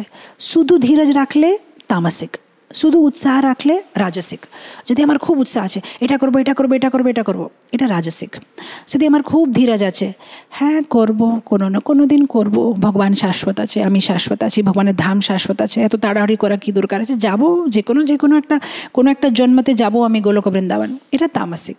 খুব বেশি ধীরজ রাখা উচিত না, বেশি উৎসাহ রাখা রাজসিক। সাত্বিক মানে ধীরজ আর উৎসাহ দুটো কম্বিনেশন। হ্যাঁ আমি যাব, এই জন্মে যাব গোলক বৃন্দাবন, উৎসাহ আছে। অ্যাট দ্য সেম টাইম যদি অনেক সময় ভগবানের রেসিপ্রোকেশন নাও আসলে, পেশেন্স, কোনো ব্যাপার নেই, ভগবান আমার নিশ্চয় আমার প্রার্থনাটা স্বীকার করবে, আজকে না করলে কালকে করবে। যেরকম সবরী, রামায়ণতে আমরা দেখেছি সবরী 1000 বর্ষ, ত্রেতাযুগের 1000 বর্ষ প্রতিদিন স্নান করে, অতই উৎসাহ, হ্যাঁ আসবে, আজকে পাক্কা আসবে। সো ভগবানের জন্য সব ফল টল তুলে রেখে তেরি হয়ে ঝাড়পোছ দিয়ে পুরো সাফ করে আশ্রমটা, আসবে আসবে আসবে আসবে। কিন্তু যখন ভগবান আসেনি তখন এটা না যে রেগে যাবে, হ্যাঁ এখনও আসেনি আর আসবে কি না, না আসেনি কোনো অসুবিধা নেই, মনে হচ্ছে কালকে আসবে, আজকে আসতে পারেনি, কালকে কিন্তু আসবে আমি জানি। মানে এত ধীরজ আছে, এত পেশেন্স আছে যে হ্যাঁ কোনো অসুবিধা নেই, কালকে আসবে। যেরকম ব্রজবাসীরা যখন ভগবান মথুরাতে চলে গেছে তখন মধুমঙ্গল, স্তোক কৃষ্ণা আসবে, পক্কা আসবে কৃষ্ণ, হতে পারে ব্যস্ত হয়ে গেছে মথুরাতে, কালকে আসবে কৃষ্ণ আমরা জানি। প্রতিদিন সেই উৎসাহ দিয়ে স্নান করে দেরি হচ্ছে, আর প্রতিদিন রাত্রে সেই ধীরজে, কোনো অসুবিধা নেই, কালকে আসবে কালকে আসবে। তো এটা হচ্ছে সাত্বিক, ধীরজ আর উৎসাহ দুটোর একটা কম্বিনেশন থাকা উচিত। তো এখানে উনি মানে আতুর হচ্ছে, আসবে তো অ্যাট দ্য সেম টাইম আসবে পাক্কা আসবে, এরকম করে মানে সার্টেনিটি। এখন আমরা দেখলাম সি ফর চয়েস যখন রুক্মিণী দেবী করেছে, তখন সি ফর চ্যালেঞ্জ, অনেক সমস্যা এসেছে, তখন সি ফর কানেকশন, গুরুর সাথে করেছেন, অনেক পরীক্ষা হয়েছে ওনার, টেস্ট হয়েছে, সি ফর কমিটমেন্ট চেক করতে জন্য। আর এখানে হচ্ছে C for composure, C for calm, উনি মানে শান্ত আসে যে হ্যাঁ আসবে আসবে আসবে, হতে পারে এটা হচ্ছে, হতে পারে এটা হয়েছে, হতে পারে অনেক কিছু মানে বিকল্প, হ্যাঁ এটা হতে পারে এটা হতে পারে এটা হতে পারে, কিন্তু ভগবান আসবে বলে একটা উৎসাহ আছে। তারপরে দেখছে যে আর অনেক কিছু শুভ কি বলে শুভ সিমটমস, শুভ সাইন আছে। যেরকম আমাদের শাস্ত্রতে বলা আছে যে আমরা যদি কোথাও বাইরে যাই, আমাদের সামনের দিকে যদি কেউ জল ভরে আসছে তার মানে শুভ, যদি কোনো গাইকে দেখতে পাচ্ছি তার মানে শুভ। এরকম যদি কোনো মেয়েদের বা চোখটা মানে লেফট চোখটা যদি এরকম করে, অনেক সময় মানে হিন্দিতে বলে ফড়কনা, বাংলাতে কি বলে জানি না, মানে যদি এরকম হয় তার মানে কিছু একটা ভালো হবে। তো মানে 1-2 বার হলে ভালো হবে, বেশিবার হলে ডক্টর কাছে গিয়ে দেখাতে হবে আমাদেরকে কি প্রবলেম আছে, কেন বারবার চোখটা এরকম হচ্ছে। তখন উনি দেখছেন যে হ্যাঁ চোখটা এরকম হচ্ছে, তার মানে হয় কিছু ভালো। আর দেখছি দূরে থেকে ব্রাহ্মণ আসছে, মানে স্মাইল করে মানে বুঝে যাচ্ছে যে হ্যাঁ পাক্কা কিছু ভালো আছে। কেন রুক্মিণী দেবী, রাধারানী এরা এগুলো সব কিছু মানে ভালোভাবে যে ভাবটা বুঝতে পারবে। কিন্তু অনেক সময় ভালো ভাষাতে এত জ্ঞান থাকলেও যে ভাবটা কীরকম মনে হয় কেউ মিসআন্ডারস্ট্যান্ড করতে পারবে। যেরকম একটা বৃন্দাবনের একটা গল্প আছে, কীভাবে ভগবানের জন্য রাধারানী রোজ রান্না করতেন। আর যেহেতু ওনার দুর্বাসা মুনির একটা আশীর্বাদ ছিল যে ওনার হাতে রান্না খেলে বেশি দিন বাঁচবে বলে, যশোদা মাতা ওনাকে রোজ ডাকতেন যে কৃষ্ণের জন্য রান্না করো। তো উনি যখন ভগবানের জন্য রান্না করে, উনি রান্নাঘরে থেকে মানে এরকম করে তাকায় যে ভগবান খাচ্ছে কি না, ওনার ভালো লেগেছে না। তো জানে করে রাধারানীকে বিরক্ত করতে জন্য অনেক সময় কৃষ্ণ কী করে, যখন লাড্ডু খাচ্ছে তখন মধুমঙ্গলকে জিজ্ঞেস করবে, মধুমঙ্গল লাড্ডুটা ভালো আছে, খাবো? মধুমঙ্গল বলতে পারছে না, যেহেতু ওর মুখের ভিতরে অনেক লাড্ডু আছে। তখন ভগবান নিজেই মানে খাচ্ছে লাড্ডুটা, আর লাড্ডু খাওয়ার সময় মুখটা এরকম করছে যে মানে হচ্ছে কিছু তিতা আছে। তখন রাধারানী মানে চিন্তা করে বলছে, ললিতা বিশাখা, আমি ভুল করে চিনি না দিয়ে লবঙ্গ দিয়ে ফেলেছি নাকি, কি দিয়ে দিয়েছি আমি লাড্ডুতে? তখন ওরা বলছে হ্যাঁ কিছু না, তুমি চিনি দিয়েছো, বেশি অ্যাক্টিং করছে, দেখো কিছুই না, ওর পাশে তো সবাই লাড্ডু খাচ্ছে, কেউ তো এরকম মুখ করছে না, কিছু তিতা না, এমনি শুধু অ্যাক্টিং করছে। ও আচ্ছা এরকম, মানে ভালোবাসা, এত বেশি ভালোবাসা আছে ভগবানের উপরে যে মানে নাহলে রাধারানীর খুব ইন্টেলিজেন্স আছে, উনি মানে বুঝতে পারবেন যে এটা নাটক, কিন্তু বিকজ অফ ওভার অ্যাফেকশন মানে উনি একদম নার্ভাস হয়ে যাচ্ছে যে কি হলো। তো এখানে ব্রাহ্মণ স্মাইল করে আসছে, রুক্মিণী দেবী বুঝে গেছে যে হ্যাঁ নিশ্চয়ই কিছু ভালো আছে, তাও মনটা মানে একটু এরকম ওরকম হচ্ছে যে যখন পর্যন্ত ব্রাহ্মণ এসে বলবে না জিনিসটা, তখন ব্রাহ্মণ মানে এসে বলে দিয়েছে যে এসে গেছে, কৃষ্ণ এসে গেছে। যখন এই কথাটা বলেছে তখন রুক্মিণী দেবী বলছে আমি কি দেব আপনাকে, আপনি আমাকে কৃষ্ণকে দিয়েছেন, আপনি আমাকে কৃষ্ণের সমাচার দিয়েছেন, আমার কাছে কিছু নেই আপনাকে দিতে জন্য। যেরকম রামায়ণে যখন হনুমান এসে বলছে যে আমি সীতামাতাকে দেখতে পেয়েছি, তখন ভগবান রাম হনুমানকে বলছে হনুমান আমার কাছে কিছু নেই, তুমি আমাকে সীতার ব্যাপারে সমাচার দিয়েছো, শুভ বার্তা শুভ সমাচার, কিন্তু আমি তোমাকে কিছু দিতে পারছি না, আমি তোমাকে মানে জুড়ি নেব। এরকম এখানে রুক্মিণী দেবী বলছে যে হে ব্রাহ্মণ, তুমি এত সুন্দর কথাটা বললে, আমার কাছে কিছু নেই তোমাকে দিতে জন্য, আমি কি দেবো, আমি কেবল আপনাকে প্রণাম করতে পারবো।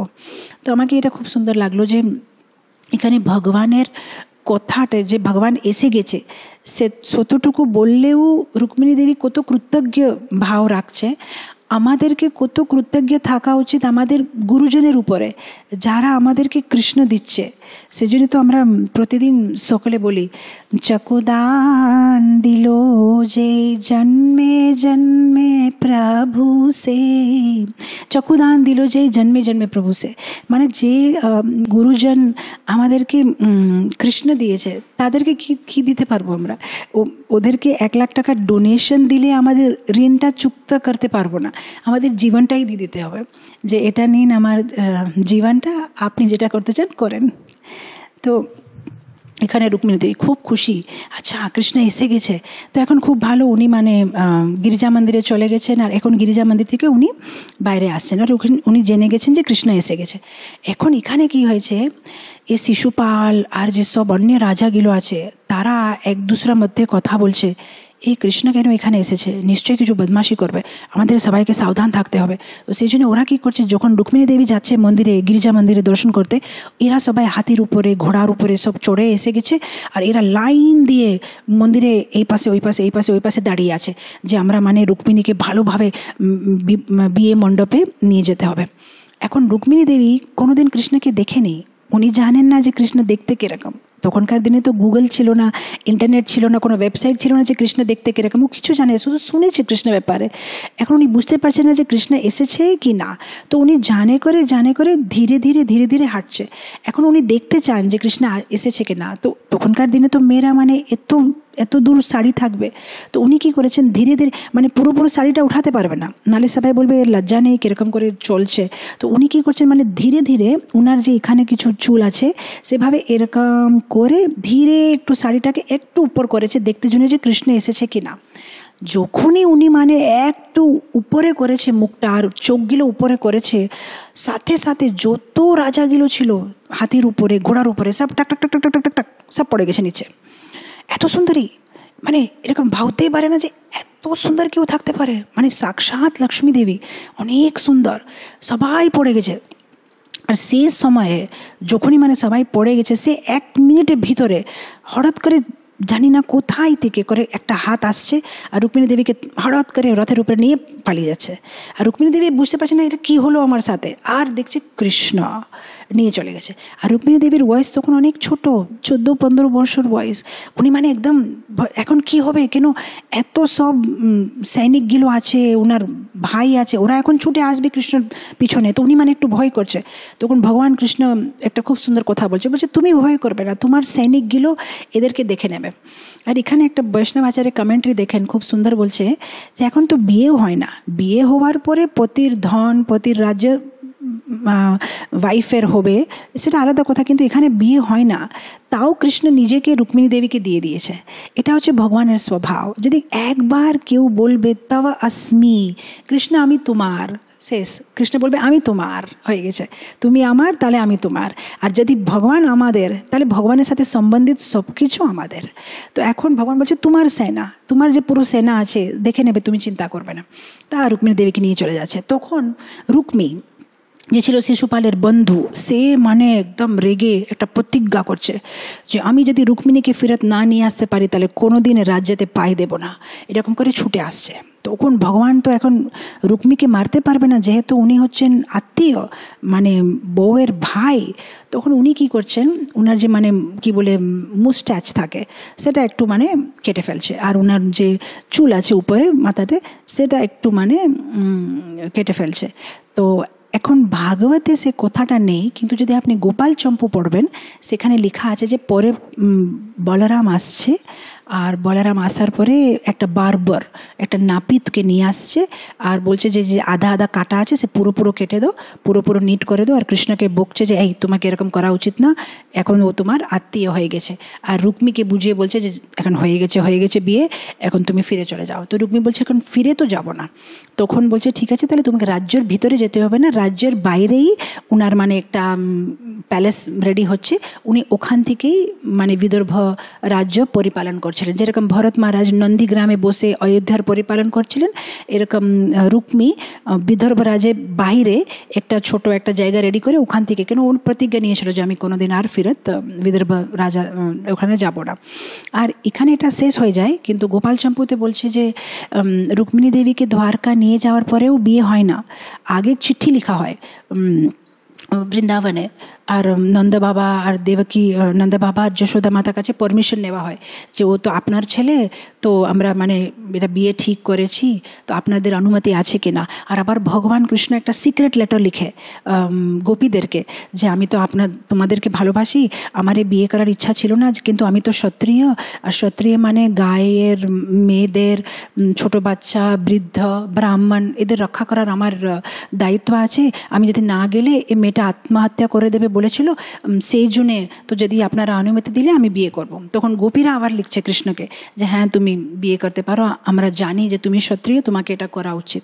তো এরকম একটা গোপাল চম্পুতে মানে খুব সুন্দর অলঙ্কারভাবে পুরো আরও ডিটেল, মানে ভাগবতমে একটু শর্ট আছে, কিন্তু ওখানে মানে আরও ডিটেলস আছে, এটা হচ্ছে তারপরে এরকম হলো। আর ফাইনালি ভগবান আর রুক্মিণী দেবীর বিয়ে সম্পন্ন হয়ে যাচ্ছে। তো এখানে লাস্ট সি হচ্ছে সি ফর সার্টেনিটি, একটা বিশ্বাস থাকা উচিত যে ভগবান আসবে, ভগবান আমার প্রার্থনা শুনবে। অনেক সময় ভগবান দেরি করে, ওনার টাইমের অনুসার উনি আসবেন, যখন মানে ওনার হিসাবে যেভাবে যখন আমাদেরকে যেটা দেওয়া উচিত উনি তখনই দেবে। অনেক সময় আমরা খুব মানে হয়ে যায় যে আসবে কিনা, ভগবান আমার প্রার্থনা স্বীকার করবে কিনা। জাস্ট পেশেন্স রাখতে হবে, উনি পাক্কা আসবে, ওনার টাইমে উনি হেল্প করবেন। যখন he does not give what we desire, he gives what we deserve. আমরা যে ইচ্ছা করি সেটা দেবেন না, আমাদের যেটা দরকার সেটা দেবেন, সেটা হচ্ছে ভগবান। তো এখানে লাস্টে আমরা দেখছি যে যাকে দেখতে পাচ্ছেন না এরকম কৃষ্ণকে উনি কি বলেন, উনি পছন্দ করেছেন। যাকে দেখতে পাচ্ছে, শিশুপালকে তো দেখতে পাচ্ছে, কৃষ্ণকে দেখতে পাচ্ছেন না। যাকে দেখতে পাচ্ছে তাকে ছেড়ে যাকে দেখতে পাচ্ছে না তাকে পছন্দ করেছে। তখন কি হয়েছে, যাকে দেখতে পাচ্ছে না তাকে দেখতে পেল। আমাদের জীবনটা এরকম, আমরা কৃষ্ণকে ডাইরেক্টলি দেখি না, কিন্তু মায়াকে দেখতে পাচ্ছি সবসময়, এভরিডে আমাদের সামনে মায়া আছে। কিন্তু এই যে দেখতে পাচ্ছি সে মায়াটাকে, যে দেখতে পাচ্ছি না সে কৃষ্ণ জন্য যদি ত্যাগ করব, তাহলে যে সেটা দেখতে পাচ্ছে না সে কৃষ্ণকে একদিন দেখতে পাবো। জাস্ট আমাদেরকে একটু পেশেন্স রাখতে হবে, তো ভগবান নিশ্চয়ই আসবে। রুক্মিণী দেবীর মতো প্রার্থনাটা কন্টিনিউ করতে হবে, তা একদিন নিশ্চয়ই এই মায়া জগৎ থেকে উনি আমাদের অপহরণ করে আমাদেরকে গোলক বৃন্দাবন নিয়ে যাবে। এটা বলে এখানে আমি শেষ করি। রুক্মিণী দ্বারকাধীশ ভগবান কি জয়, জগৎগুরু শিল প্রভুপাদ কি জয়। হরে কৃষ্ণ।